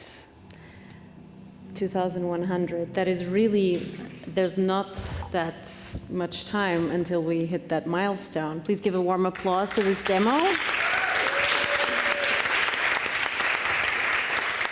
That is a scary milestone. But however, you've decided to tackle this complex and very serious web of entanglements through a very playful approach. So you've developed a video game, or you're working to develop a video game. And what strikes me as interesting is, on the one hand, the human player is implied because you have this shipping container ship, but the human is never present. So you give a space to a bacteria, to the ice itself, to the land to speak. One thing that I don't know that you mentioned is that all of the representations in your video game derive from real data that you have collected in order to design this game. Is that correct? Yes, it's currently open source data, but we would like to push this further into becoming a platform that is essentially governed, well, that is run by real-time data. This is also one of the main driver or future pathways we want to take with this project, is to have to also bridge the gap between geolocations. So we are here, but we are talking about an issue in the Arctic region, and by letting it run maybe on real-time data, we could maybe bridge this gap and maybe relate to what is actually happening in the Arctic, and make it more like it's also affecting us here at this position in the world. So this the melting of the ice doesn't only influence the Arctic region itself, but also influences us here. Yeah. And then using this real-time data can maybe also help in moving away from this, like earlier said, flattening and sometimes exclusive ways of representing data, like graphs and tables and 2D maps, and then try to use it as a tool to maybe in decision platforms to move away from make this make decisions about climate in in a spatialized way, essentially. I mean, this idea of embodiment, once again, is here very present, but you feel it at the core by playing these characters. Another thing that I think is very interesting is that you are dealing with very different kinds of temporalities in your project. So, for example, here, when we saw the ice, at the end, we were talking about a span of almost 100 years that pass in a matter of seconds. So what is your approach to temporality when dealing with this project? Our approach to it is twofold. So on one hand, of course, it's driven by the data we have available and the extrapolations that we can make based on past data, so in case of the ice. But also, which in a sense is important because, as you noticed, the player is never really in charge in the game. The environment just happens in the background, so we take away this kind of agency, this anthropocentric role we're used to. But on the other hand, because we're using a game engine, which is a very powerful tool, we can also employ techniques and different ways of world making. So the transtemporal one and the transscalar one are both quite important because I guess the dynamic nature of the Arctic can truly be perceived through the eyes of these different agents, and they each have a different scale and a different temporality and a different role in this entire symbiosis. So by using a game engine as well, we're trying to test the new imaginaries and new worlds that perhaps can help us extend ourselves into time and space and give a shift in perspective. Mm-hmm. I mean, you are all spatial practitioners at the core, and by spatial practitioner, I mean, of course, architects, or usually nowadays we try to broaden up that term by implying a larger understanding of what spatial practice is. But all your approaches transcend the typical notion of what architecture is and what it is about. Can you tell us a little bit about this broadening, widening of the agency of spatial practitioners and how you obviously go about it in each of your projects? I don't know if Cyan and Chen want to start, perhaps? Sure. So in our project, the space still plays a very important role, but in a very different way. So as I mentioned, our project focuses on performance improvisation, but then where they perform and where they improvise is in a spatial setting. And we plan to, of course, select and modify specific settings in the village as the catalyst for this creative flow. And then this selection is grounded in the previous architectural research, which is essentially about the social-spatial correlation in the elastic form of association. So this requires a very specific architectural knowledge, but not to make built environment, but to stimulate the body to act. Mm-hmm. Anyone wants to add to that? Well, I think we all indeed have very different approaches to it, but I think they come from the same desire of pushing the boundaries of what architecture is and what our needs are in today's society. And I think, particularly in the case of the Arctic, it became fascinating for us that we can use our experience as designers and architects to draw seemingly unrelated fields together, because ultimately what's happening there is an intense kind of conglomeration of science, geopolitics, infrastructure, extractivism, all driven by human desires and needs. And our role is to kind of curate these and present their entanglements, but also their spatial manifestation, which for some fields of expertise is not necessarily the most, the things that they're used to doing. So I guess our agency is slightly the mediator of these elements. But also because new forms of cohabitation are emerging, and they're existing as well, but perhaps it is time to develop different ways of noticing and taking into account other agents and negotiating space. Claudio? In our case, we don't see as designers. We see as maybe like a bridge between common people, the local habitants, with the scientific or the subject matter expert too. We think we are the links between. So this is idea of mediation that Andrea and Lena were just talking about. And I have one final question for you before we wrap up our discussion. It's connected to this idea of specificity. All of you have been working in extremely specific territories with a very good research process always behind your projects. But all of your projects could be models of an approach that could potentially be applied somewhere else in the planet. What are your thoughts in this idea of grounding things in a hyper-local way to then perhaps extract broader applications of these approaches? Is this something that is interesting for you, or are we beyond this idea of scaling up and we should just remain specific? Okay, maybe I can also start. For us, definitely the global and local are both important, because when we talk about crisis, it's planetary, it's global. But when we talk about problems, specific problems to everyday life, it's always local and situated. So for us, very clearly, we are proposing a double prototype. One is the specific knowledge in this dissolution family. And on the other hand, we are proposing a methodological framework that is to address ways to bring out a knowledge that is non-discursive and bodily. But, however, we also deal with several challenges relating to this relationship between local and global. Because the knowledge is situated, is local, so what we put forward is an alternative frame of mind, right? Alternative to the, say, dominant culture, modern enlightenment mind.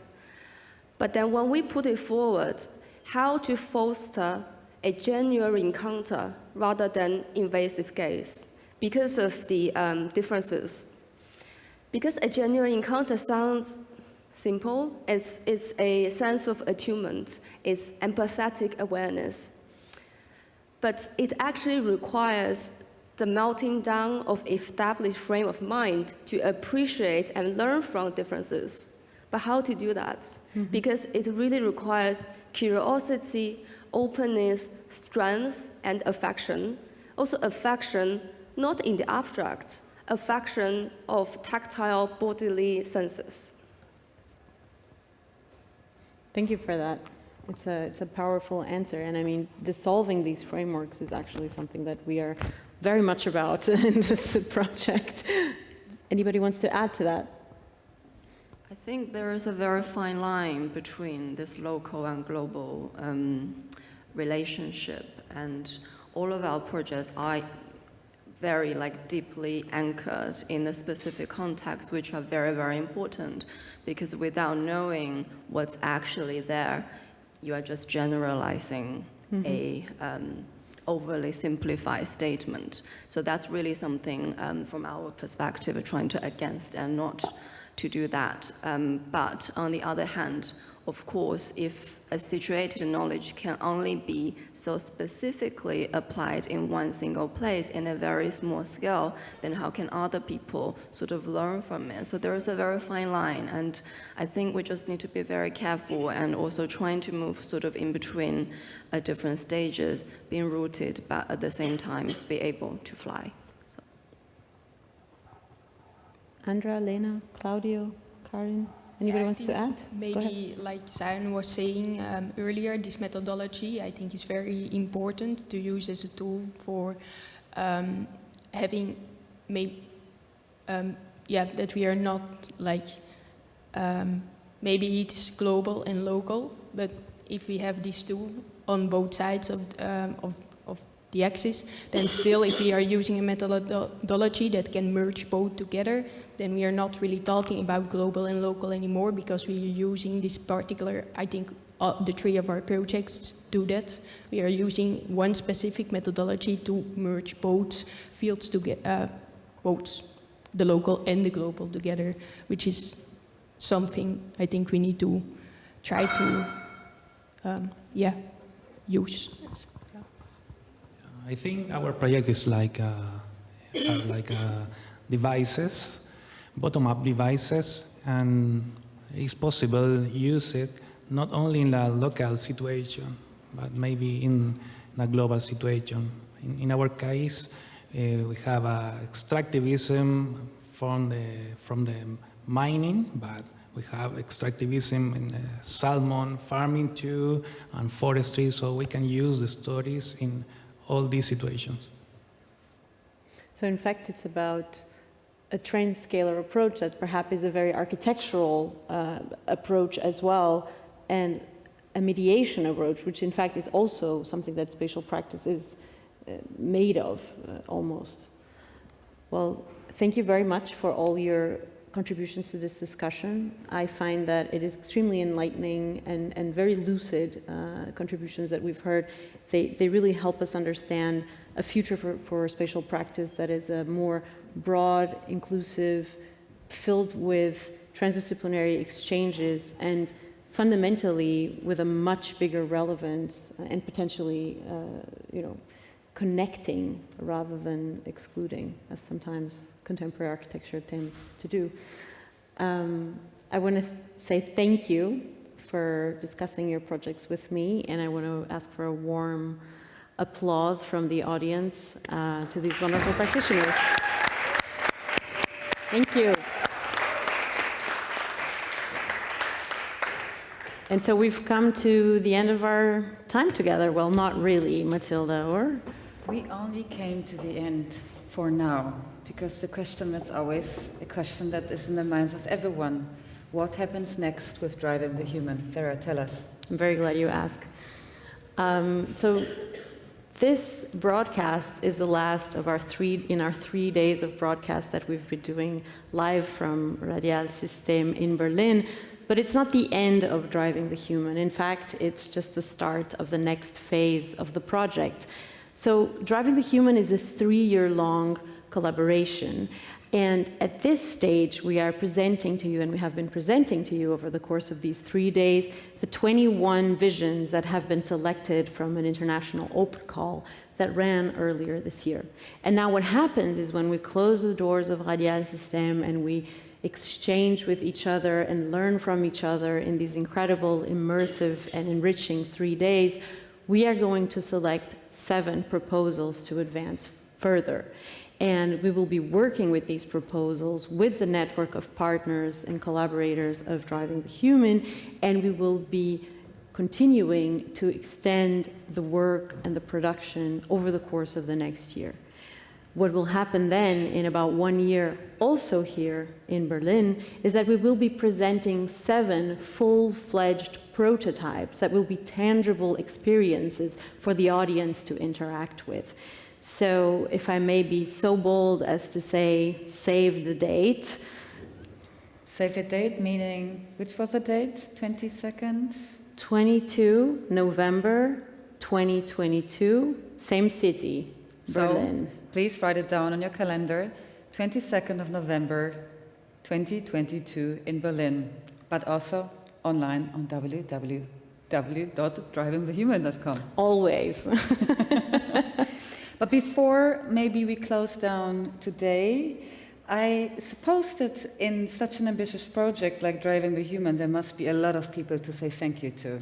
There are indeed, Matylda. But I should say that after I say my thank yous, we will be leaving you today with the last project of the 21 visions that we have been presenting to you over the course of the 3 days. But yeah, I will go on to say thank you to an enormous amount of people that have made these 3 days exist and manifest in the way that you've seen them. So first of all, I should say thank you to the Federal Ministry for the Environment, Nature Conservation and Nuclear Safety, who has been the main supporter of Driving the Human, to the 4 partners of Driving the Human, the initiator and host of this event, Forecast, Acatech, the National Academy of Science and Engineering, the HFG Karlsruhe, also known as the Karlsruhe University of Arts and Design, and the ZKM Center for Art and Media in Karlsruhe.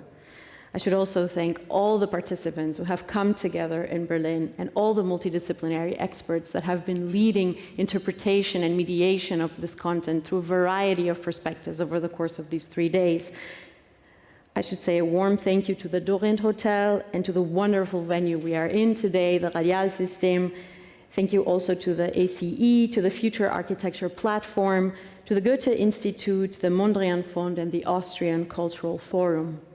Thank you, a huge thank you, to the teams that have made this event come together and manifest in this way. both at forecast and radialsystem. And that's it. That's it. So Vera and I will leave a stage altogether. It's not even a stage, it's a pool. It's a blue pool. We will leave a stage to give place for Habitat Theatre by Initiative for Applied Melancholy. I really have to say, moderating this event means also memorizing a lot of terminologies and titles from all of these projects. But this means you also learned something. Like, you should do a glossary next time. the terms that you need to know to go through Driving the Human. But we will give a big applause to Habitat Theatre by Initiative for Applied Melancholy, a group that actually befriended a piece of soil. So applause for that, everyone. Warm welcome to them.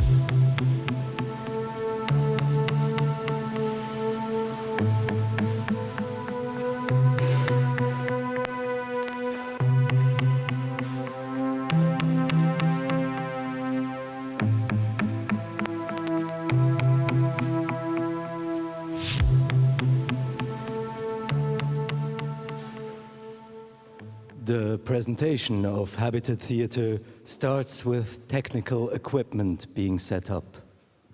While the installation is still in progress, Mehra enters.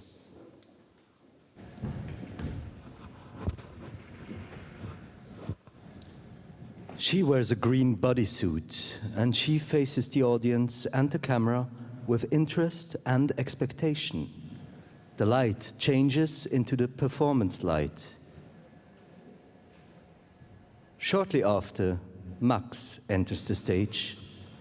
He wears a suit covered by a coat, and he's bringing the pile with him.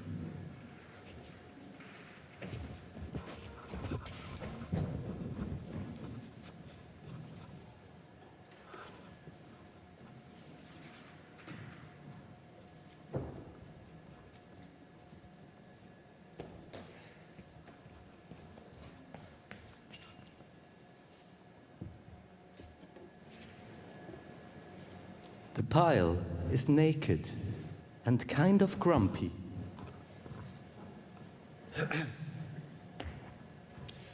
What you can see here is a human being.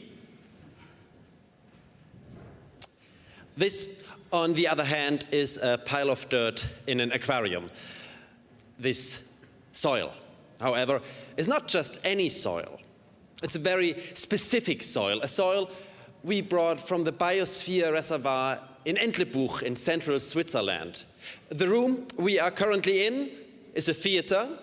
The room we are currently in is a laboratory in which we want to talk to you about our prototype, Habitat Theatre. But before all that, we would like to present to you a scene from this very edgy, spectacular, innovative theatrical concept we call actant theater. You are about to witness a scene for 2 human actors and 1 pile of soil. Behold.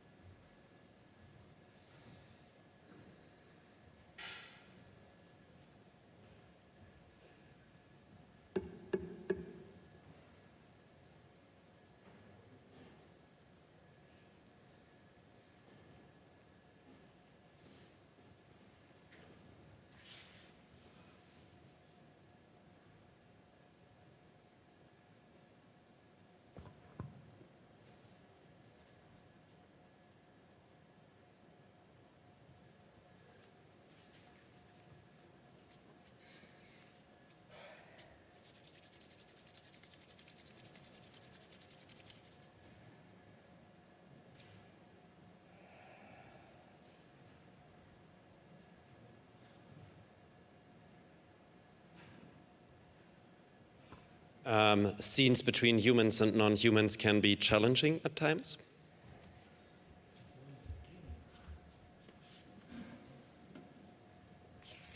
The problem is, however, that non-human actors have a huge impact on our human lives. They are politicians. They determine what we spend our money on. They decide how we think, talk, feel, live or die. So it is our conviction that we should finally start to negotiate with non-human actors on stage. Mehra, if you please would. A pedestal is being brought onto the stage.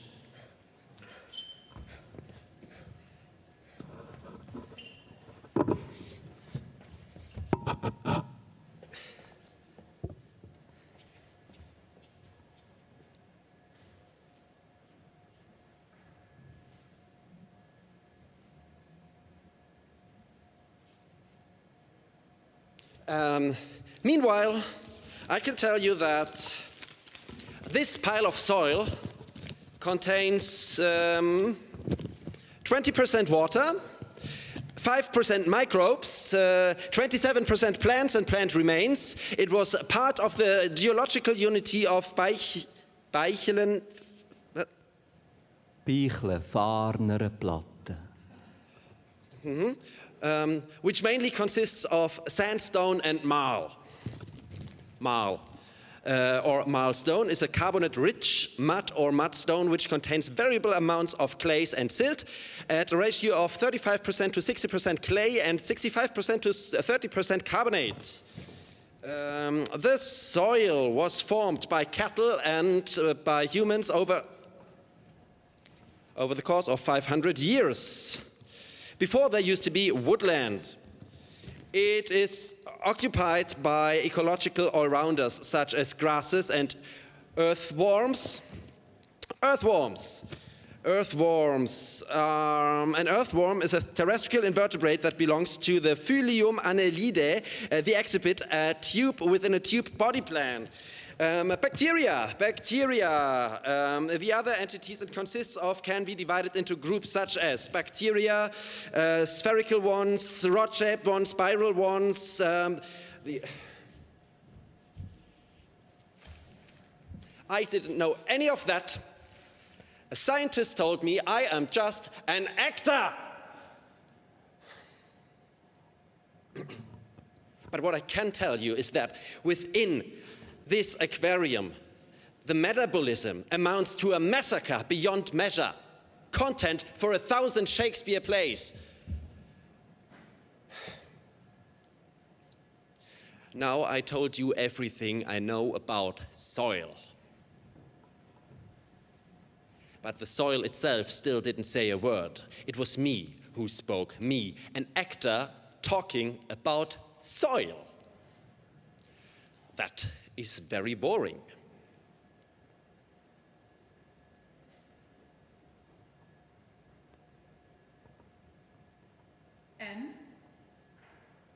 And what?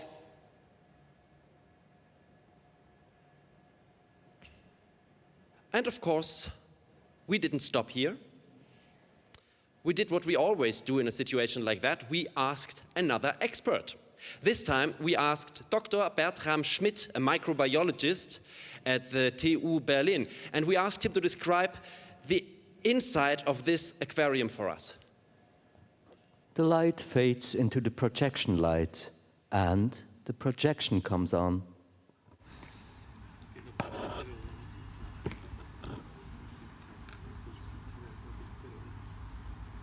And if I would have to guess, I would say most soils are more complex microbiologically than the rainforest is macrobiologically.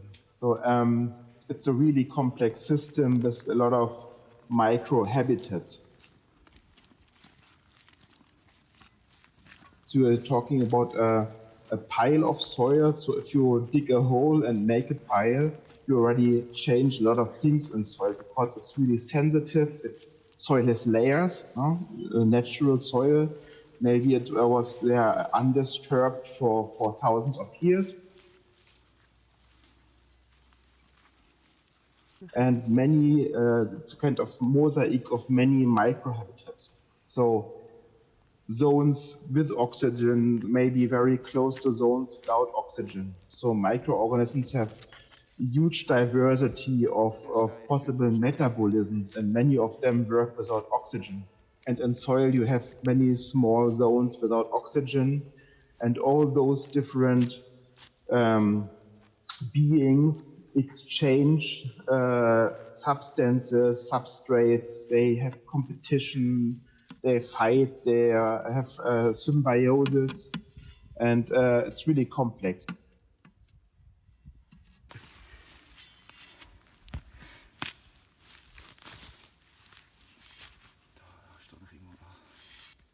And you have a network of relationships, and you sum it up as soil.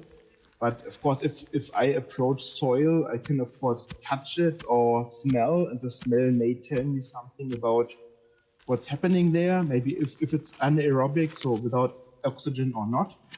But I won't observe so many things directly. And even if I use a microscope, I won't see so many things because the microbes there are very well hidden in their little niches.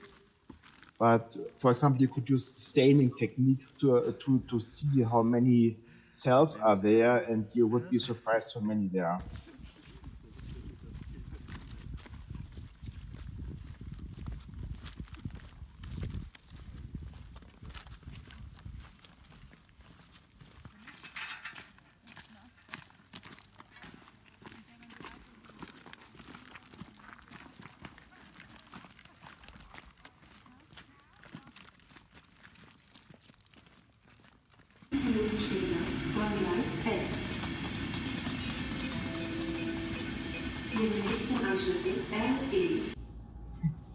Yeah, and it's both. It's cooperation, it's competitions. Also, many organisms can easily ignore each other because there is not a strong relationship, but also a lot of fight and symbiosis and many different relationships.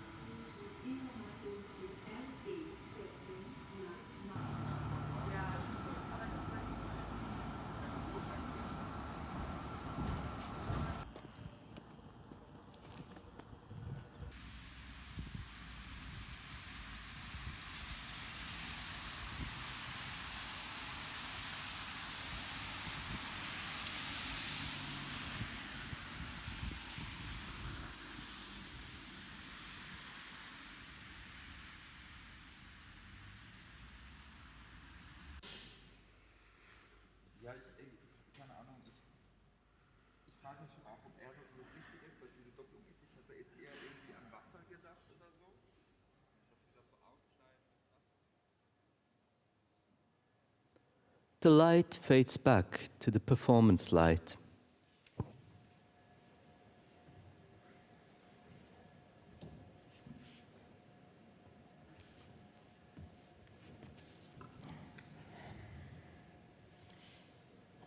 Maybe it doesn't work like that. I mean, again, there was somebody talking about the pile of soil, but the pile of soil still didn't say anything. I also think it doesn't work with this kind of, representational theater. I think what we need is embodiment. Can I have some space? Please, thank you. Okay, so what we need is embodiment. What I mean is, we have to become the pile of soil.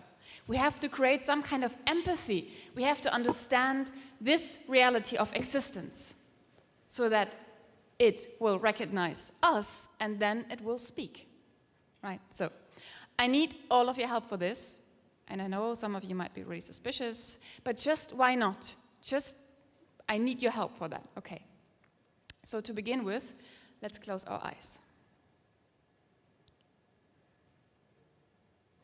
Let's close our eyes and let's bring all our awareness to the soles of our feet. So you might want to, put your feet on the ground, both of them, rock them a bit, feel these bony parts, the skin, the sensitive part of our body.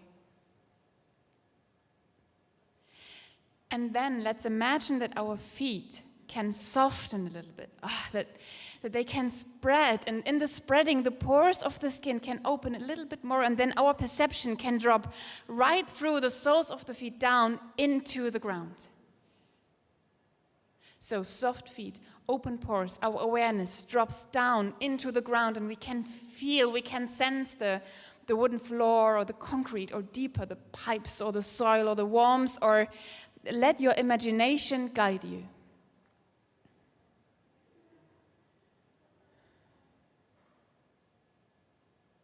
And then let's open our eyes again. And now when you're looking at me, you're looking at the space, I want you to stay with this sensation of soft feet, of open pores, of your awareness into the ground, while I am becoming the pile of soil so that it can speak.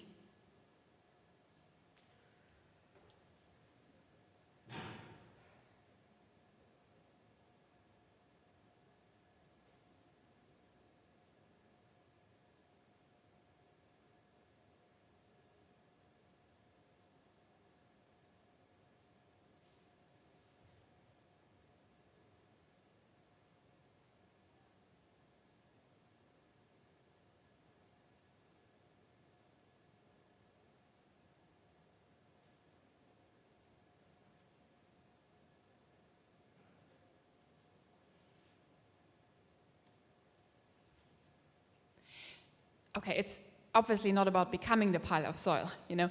It's about bringing the landscape that this pile of soil came from into the space we are currently in, to merge them both so that it can feel comfortable, that you can feel comfortable and speak.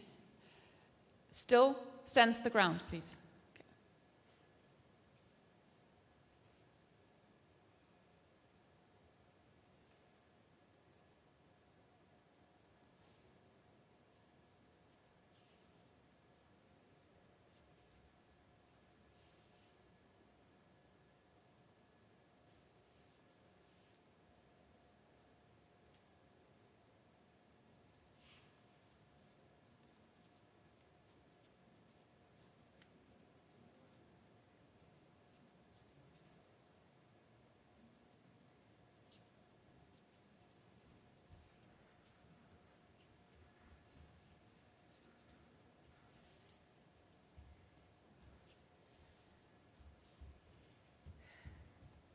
Okay, it's not about bringing the landscape where you came from to the space here. It's about understanding what a landscape is.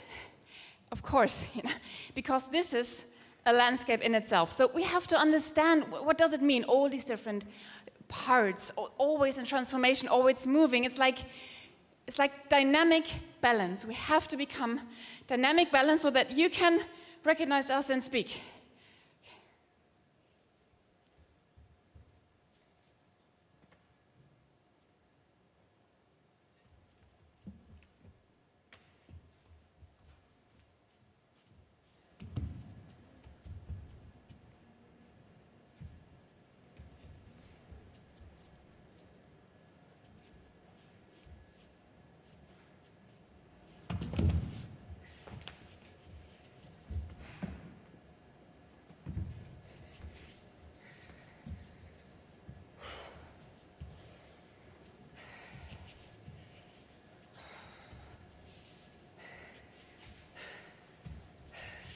Okay,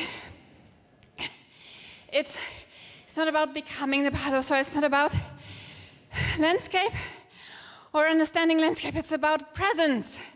Of course, it's about presence, about becoming like this container where all these different beings, this zones, this vibration is going on so that then it can finally recognize us and speak. I hope you're still feeling the ground.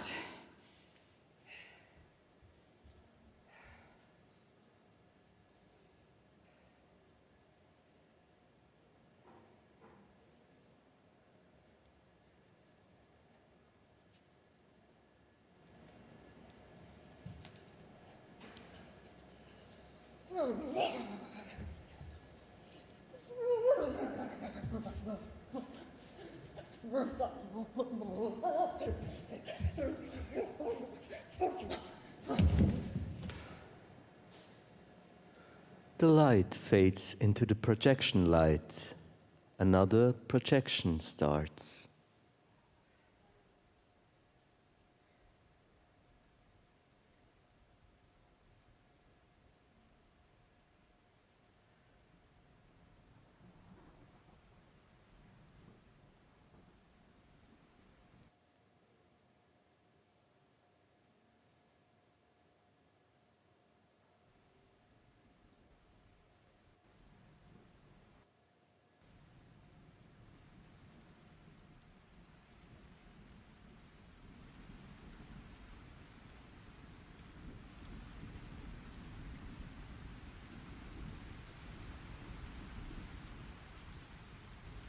We know that the way you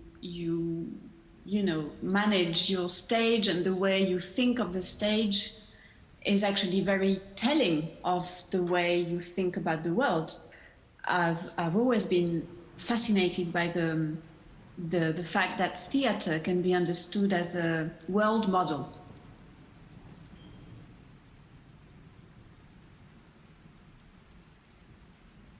So, in a way, if you stop seeing the living things or nature, the earth, as a stage design, as a backdrop, as a decor, then everything has to change on stage as well.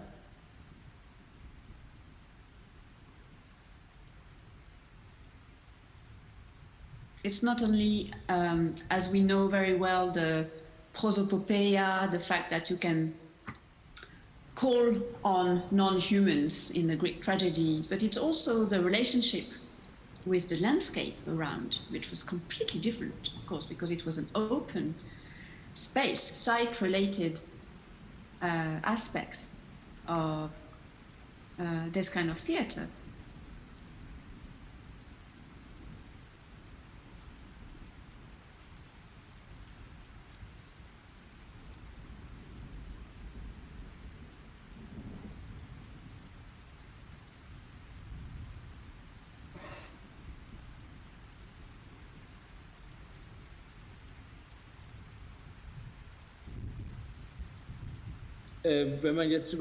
When you think about how to and why to bring the landscape into the theatre or the theatre into the landscape, we notice that in traditional theatre, landscape is rather a backdrop.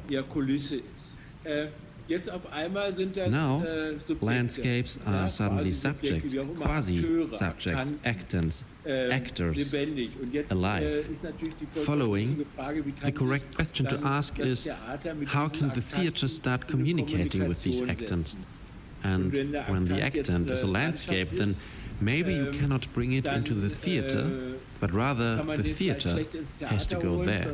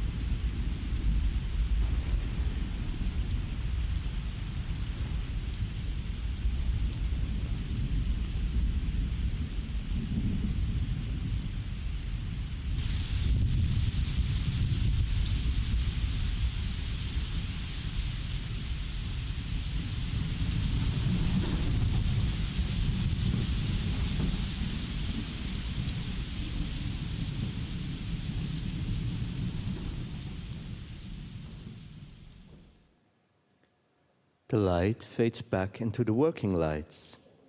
3 chairs are being brought onto the stage.